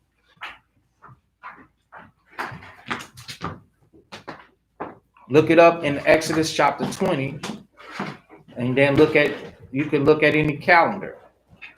Sunday comes first. Sun, month, 2, wind, 3rd, Friday, Saturday.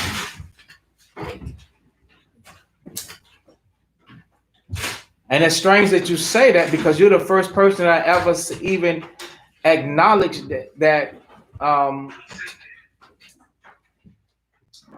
what's it?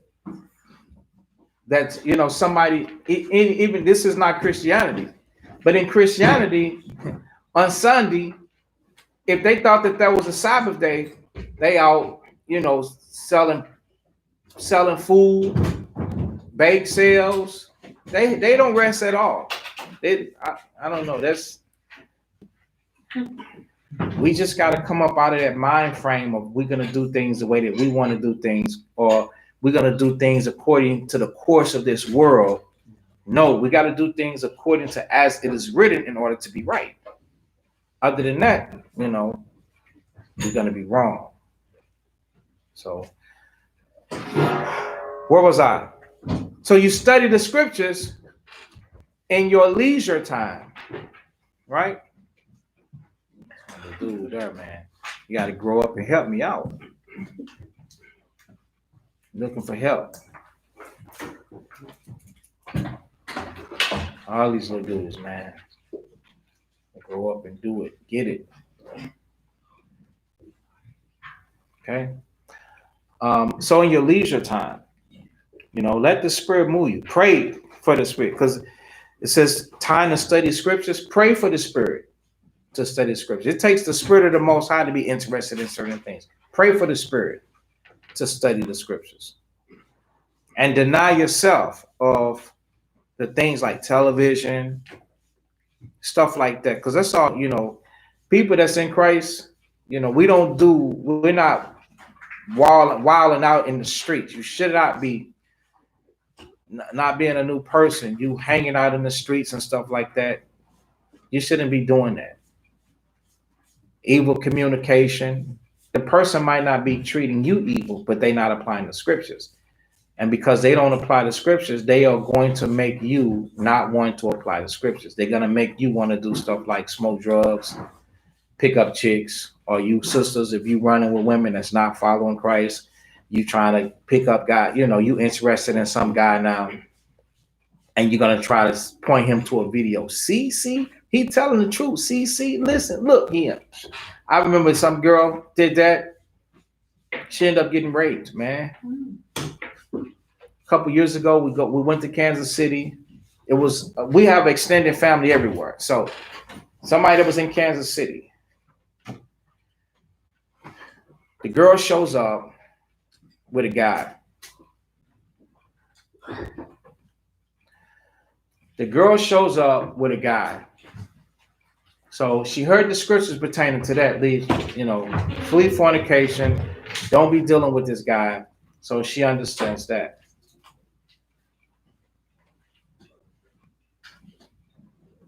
But because her spirit had that burning sensation inside of itself, she hooked up with some other guy. And being hooked up with this other guy, she tried pointing him to the class. So she goes to spend the night with this guy. He date rapes her. She don't go home. She calls somebody, and they end up calling me, and I'm like, call the police. But before that incident happened, I don't know, it's been a couple years now. After that incident happened,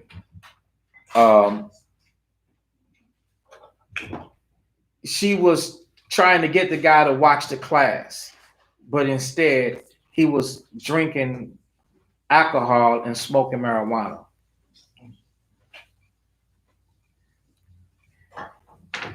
You can't be out in the streets looking for people,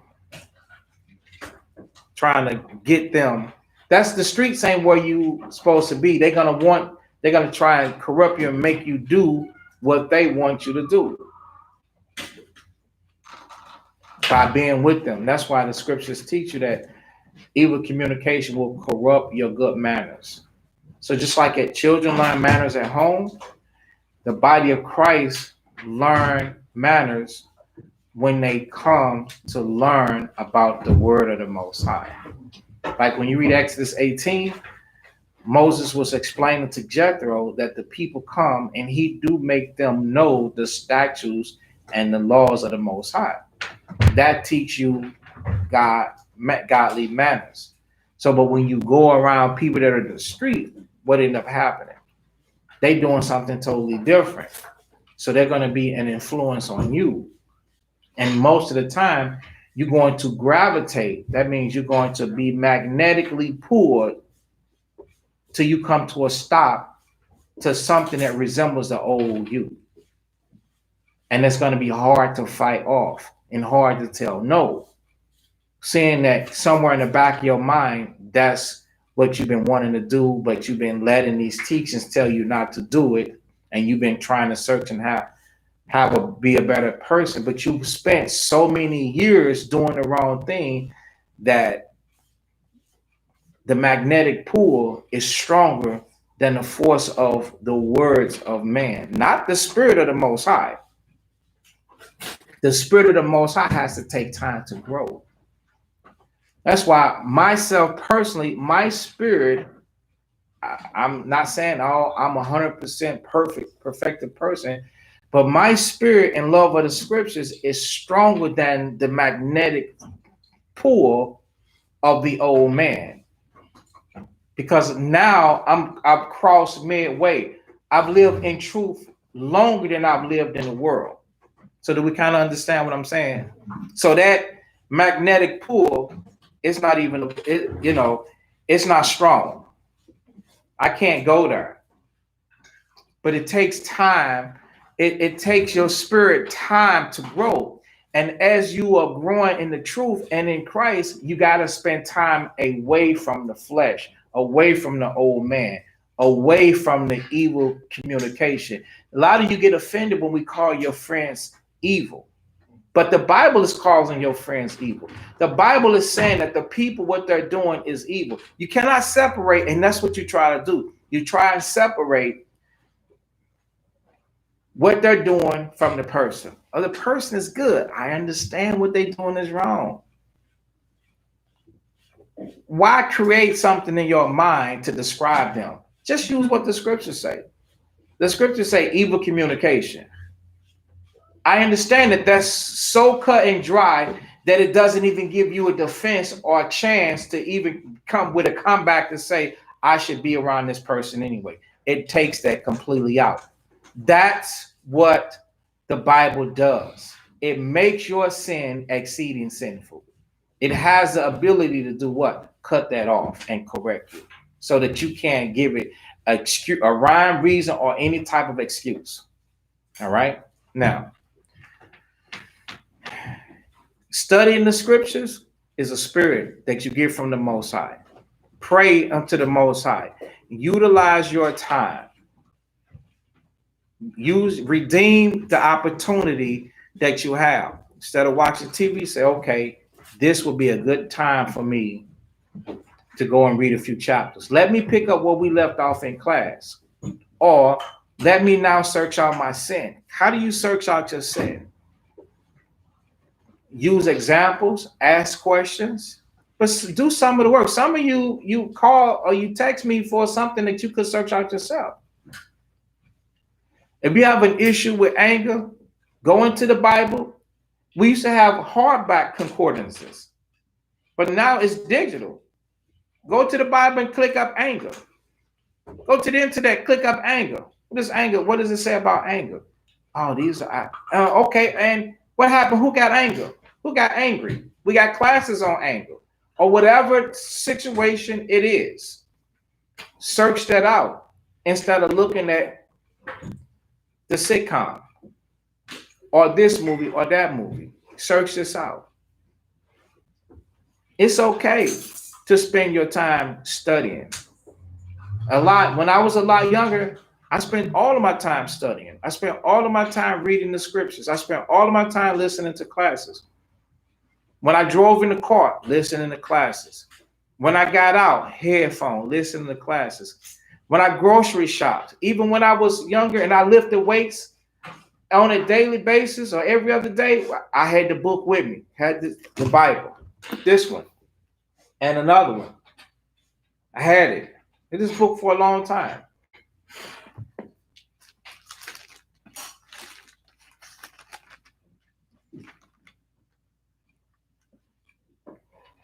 This says, I stopped marking it and I said, because I used to, but it says February 26, 2005. So that's 15 years ago.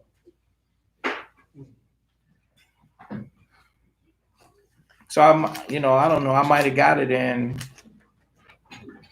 2002 or 2003. But when I remember when I made that mark, I'm like, okay, I'm gonna start reading from front to back. I'm just gonna keep doing that from front to back, from front to back, from front to back. So after doing that so many times, but what I'm alluding to is your study habit.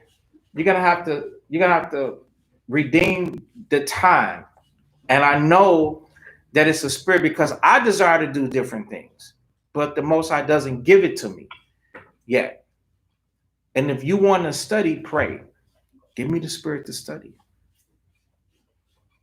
Give me a spirit that's more powerful than the spirit that I'm desiring to watch TV. But I do a lot, so I'm not trying to burn myself out or drive myself crazy because I do a lot from sun up to sundown. I do a lot. So I'm hoping that answers that question. How do you do things that are lawful? Make a schedule and what you like to do and make a balance between the time that you want to study. So even to ask that question shows that you want to study. Pick it up and read it. And at the same time, pray and watch unto prayer. Wait for the Most High to give you the opportunity. And then the Most High in your spirit to be saying, now is the time to study. You ever been through something like that? You're doing something, and then the spirit say, you study. But you sit there. Listen to the spirit.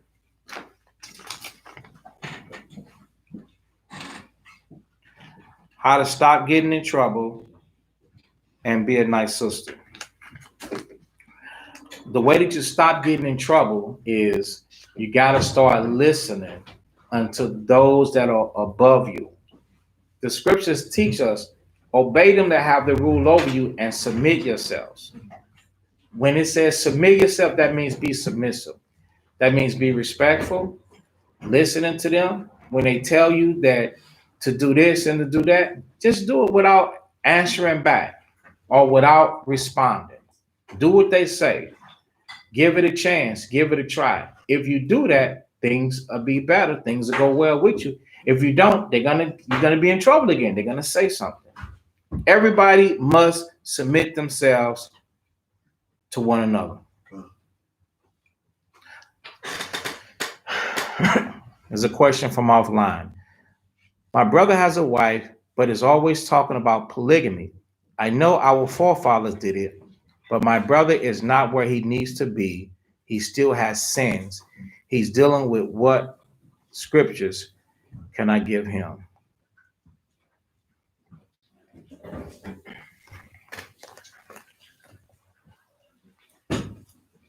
Okay.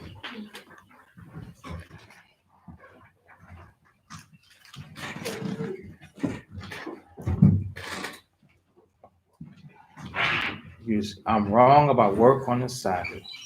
Okay. I don't know where you think that nobody can work on the Sabbath. All right. So I don't know what you think that I said pertaining to work on the Sabbath, but the Sabbath is the 7th day of the week, and nobody should be working on the Sabbath day.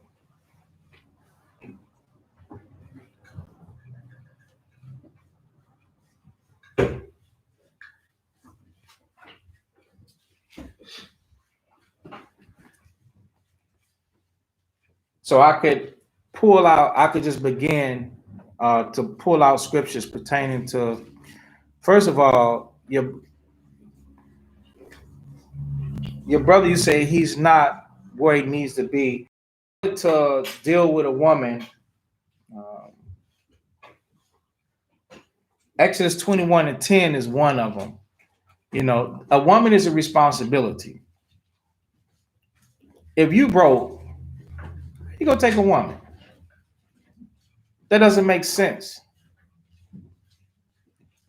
Okay. And even if you do have money and you're interested in taking a woman, where are you in Christ? All right.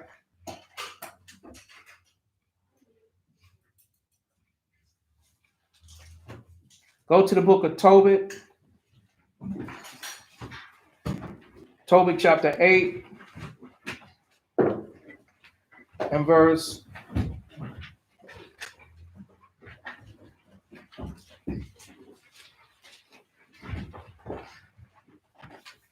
6. It says, Thou madest Adam and gavest him Eve, his wife, for a helper and stay.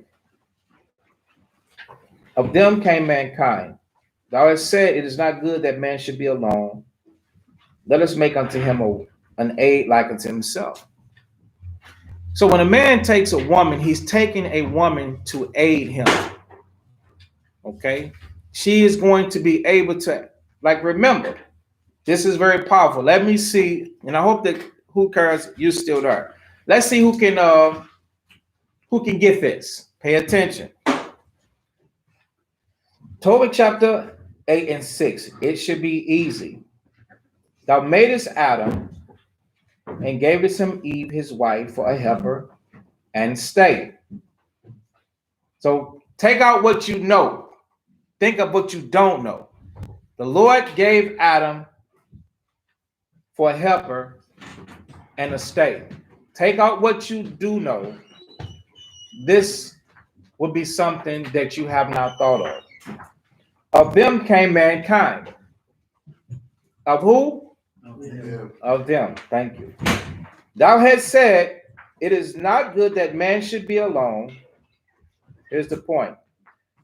Let us make unto him an aid like unto himself. So your answer should come from something that you've learned in the last class.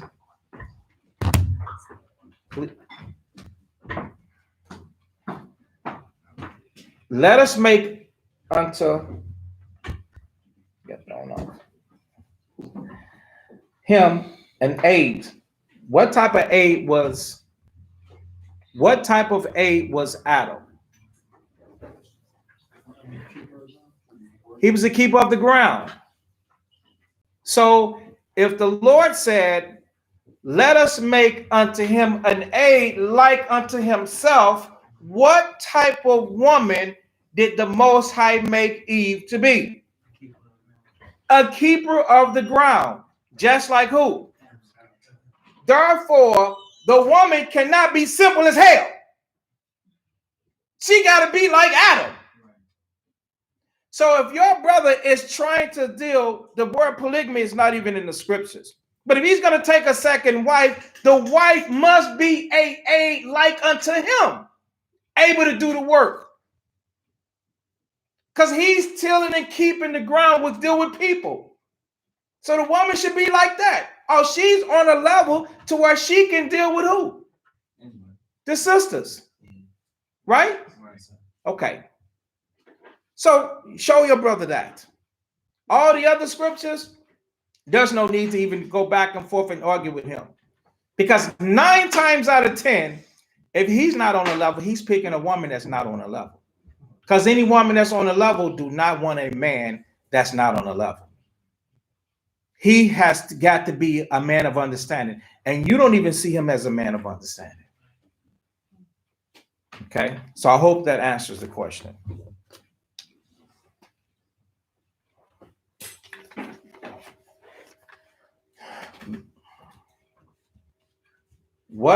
Next question. We're almost done. What is the vision for a single person? Reason, extol not thyself in the counsel of thy heart. Without a vision, the people perish. What is the vision for a single person? Oh, okay. What is the vision for? It depends. Okay.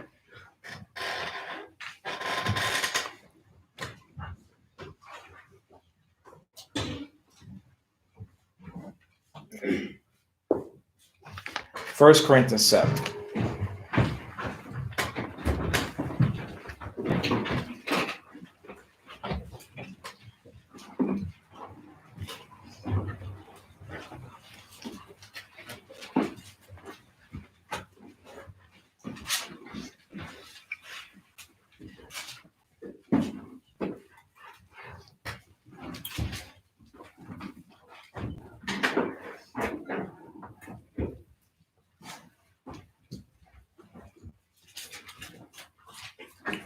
Okay, the book of First Corinthians chapter 7.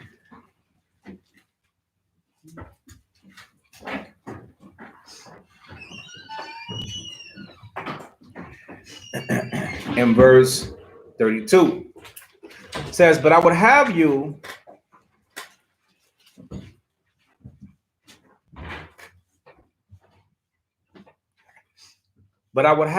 without carefulness. That means to worry. You don't even have to worry. He that is unmarried cared for the things that belong to the Lord. So the vision of a single person should care for the things that belong to the Lord. What belongs to the Lord? The people. So a single person should be concerned about who? A single person should be concerned about the people. Okay? A single person should be trying to put themselves in a position to feed the flock of God. A single person should be, it says, how he may please the Lord. So there are so many precepts that tell you, get thee unto them of the captivity, feed the flock of the slaughter. We're trying to grow. Our spirit should be trying to grow. If you're a single person, man or woman, you should be trying to grow spiritually so that you can do the work of the Most High. Christ said, the harvest truly is great, but the labors are few. Now,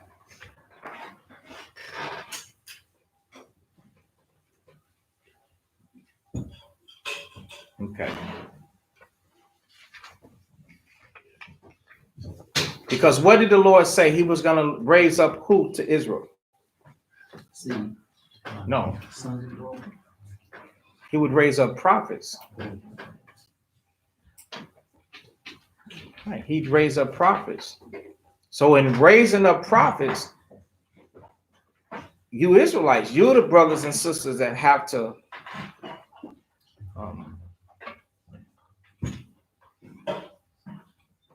you'd have to be those prophets. You have to be that first. You got to understand the laws first. You got to understand the will of the Most High. Why did the Lord create you? What are you here for?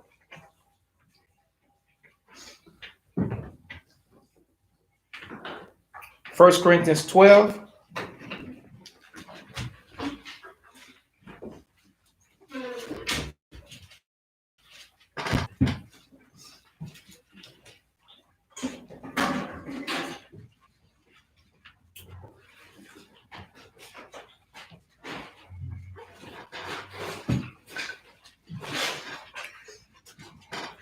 And 31, it says, but covet earnestly the best gifts. So even if one wanted to be somebody special, and yet show I unto you a more excellent way. And then he goes into charity.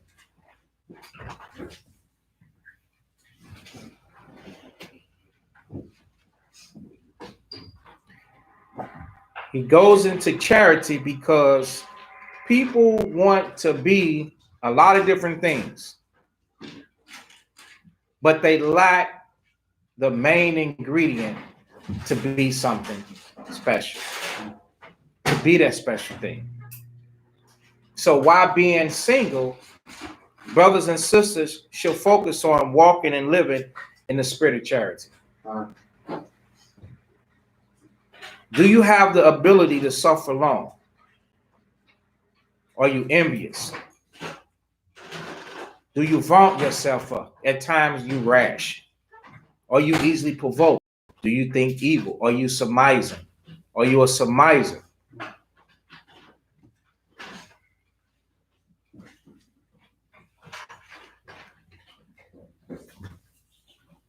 Do you wink at folly? Rejoice it not in iniquity. Meaning there are sins and it ain't no thing to you. Sin is supposed to be exceeding sinful. So rejoicing in iniquity, I give you an example of that. A lot of single people fall into temptation. That's rejoicing in iniquity. What is iniquity? The lust that you see. Computer love. That's iniquity. So that's not charitable. So while being single, singles should learn to overcome these things to where you can rule your spirit and you can say no. I can say, and it has nothing to do with me being married. But I do understand, in all fairness, if I was single, there may be a stronger battle. But to be honest and to come again, it's a choice. I don't go on porn sites.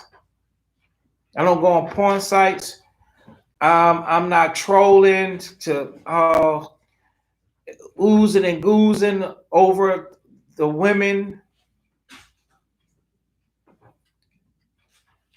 That is iniquity, and I'm not pleased to do that because I understand, like we brought out in Tobit, the 4th chapter, that's the reason why we in a lot of trouble already. As a single person, you have to bear all things. You have to bear walking around single until the Most High reveals who is that match made from heaven to you. Can't make it up on your own, and I'm gonna, like what Israel do in the streets, I'm just doing this for the moment. I'm gonna be with somebody momentarily. If you're gonna marry him, they'd be like, no. Really? You see? So being single, you have to bear being single. Believe it all things, you have to believe that the Most High, according to his time, will visit you. And if he knows that it's not good that anybody should be alone, that he won't leave you alone to yourself. You have to believe that while being single. These are the things that have to be achieved and accomplished. This is the vision, not I'm going to be married. And this ain't taken care of, your marriage will fail. Because when you get put under pressure with the other person, you will not believe in them.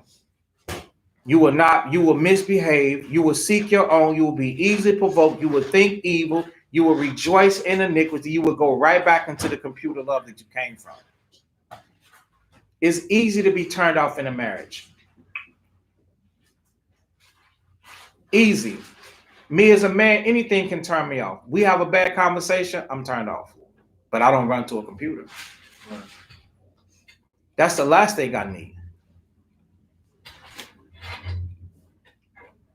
So your spirit, you gotta have control. When the scriptures say in Romans, sin shall not have dominion over you, then that means that you gotta be in control. As a single person, you gotta get control before you involve somebody else in your life. You don't bring somebody into a shipwreck because that ship is sinking. It's been wrecked. It's got a hole in the bottom, a slow leak. You got to be somebody that can endure. You have hope. Hope at all things, endure at all things as a single person. You have to be found with hope. You have to be found able to endure.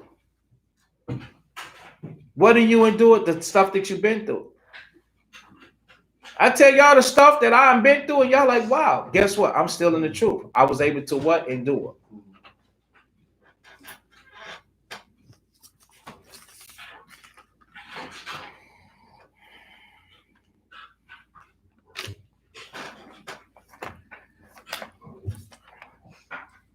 Help me to kill the spirit of jealousy. I hope that helps that other person understand, whoever that was. The spirit of jealousy.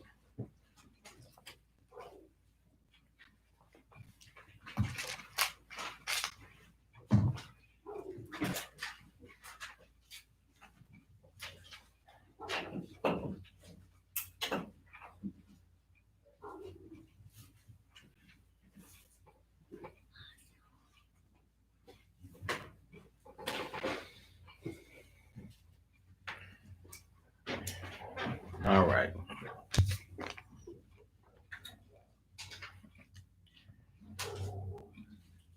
Isaiah 4.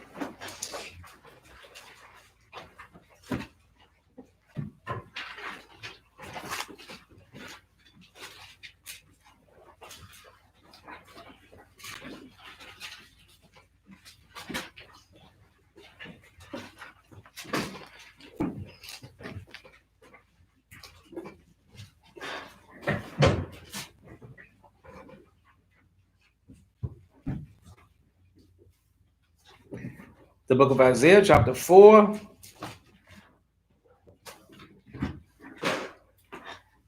And verse 1.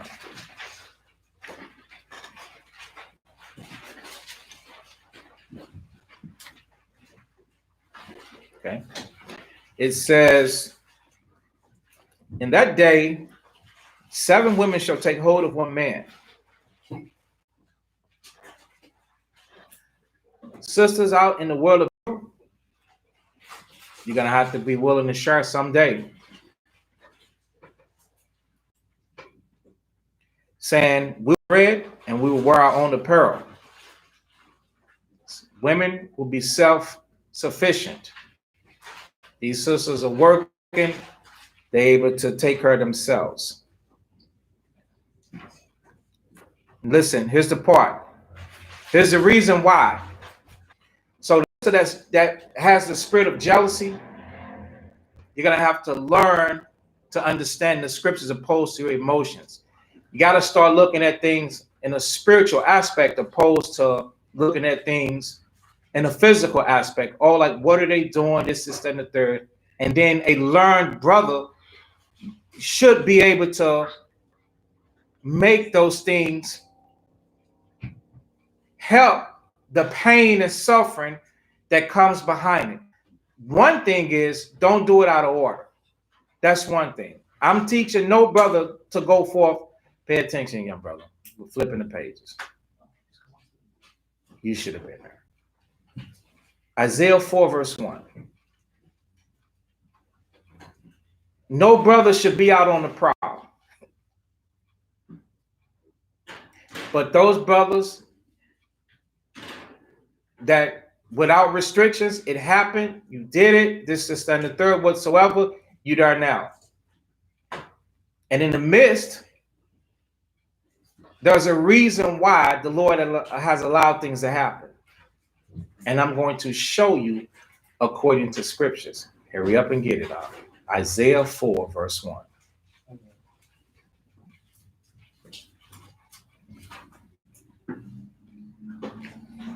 So now they're already self-sufficient. No broke brother should be trying to marry a woman, period. I'll give you an example. If I'm married and I can't afford something, and I'm already sharing the table with my wife, and now I got to share the table with another woman, that brings in spirits. So it's things that could be done that will stop that. Do we not understand that? That's evident right there.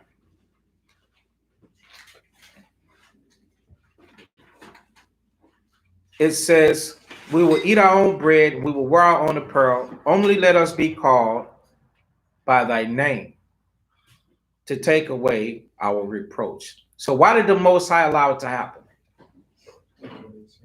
That's right, to take away the sins. They said this person is going to help that sister. Now, is that sister not worthy to receive help? If you say that, then that's hatred.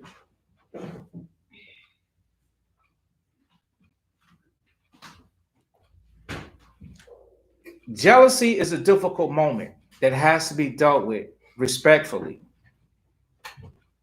and charitably. Respectfully and charitably.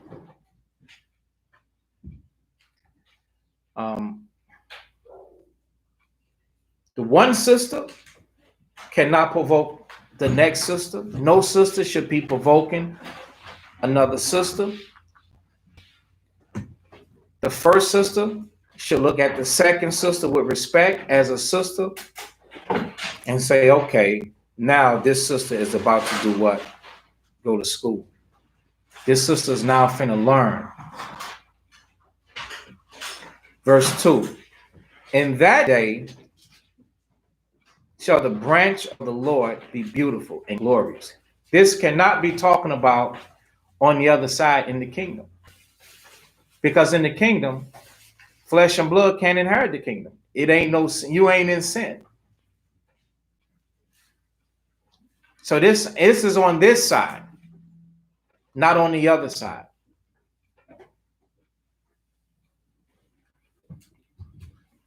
This seldom gets spoke on and talked about and even taught to avoid what? Fornication, lasciviousness, lust, and brothers biting off more than they can chew. Marriage is very hard. It's not an easy button to marriage or the yellow brick road. It's a big responsibility that involves daughters of the Most High God. The same way you a son of the Most High God, so is she, a daughter of the Most High. So the same way that you expect to be loved, cared for, respected, so is the woman. The woman ain't just a bedmate, somebody to cook breakfast. No, the woman is a unique person. Just like you, peculiar and special, so is the woman. So you cannot just use a woman and then throw it to the side or deal with her. Because what did Christ say? No man hated his own flesh. So it's something special and particular with women. In the eyesight of the Most High, there is always order, but the Most High does not have respect of persons to where he's going to love the man that he created more than he loves the woman that he created.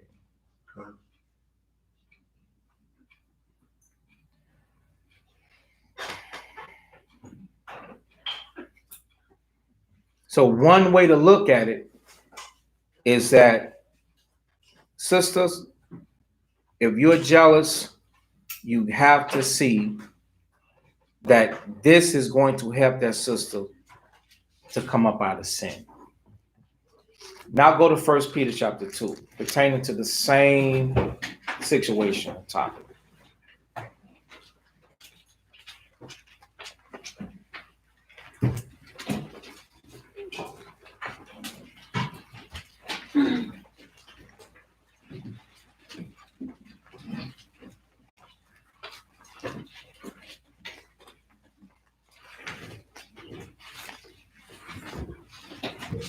All right.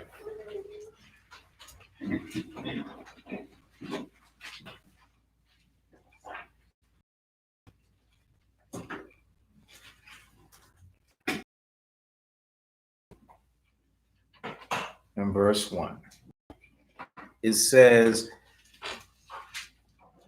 Wherefore, laying aside all malice. So the spirit of malice has got to be worked on. What is malice? Who can explain what malice is?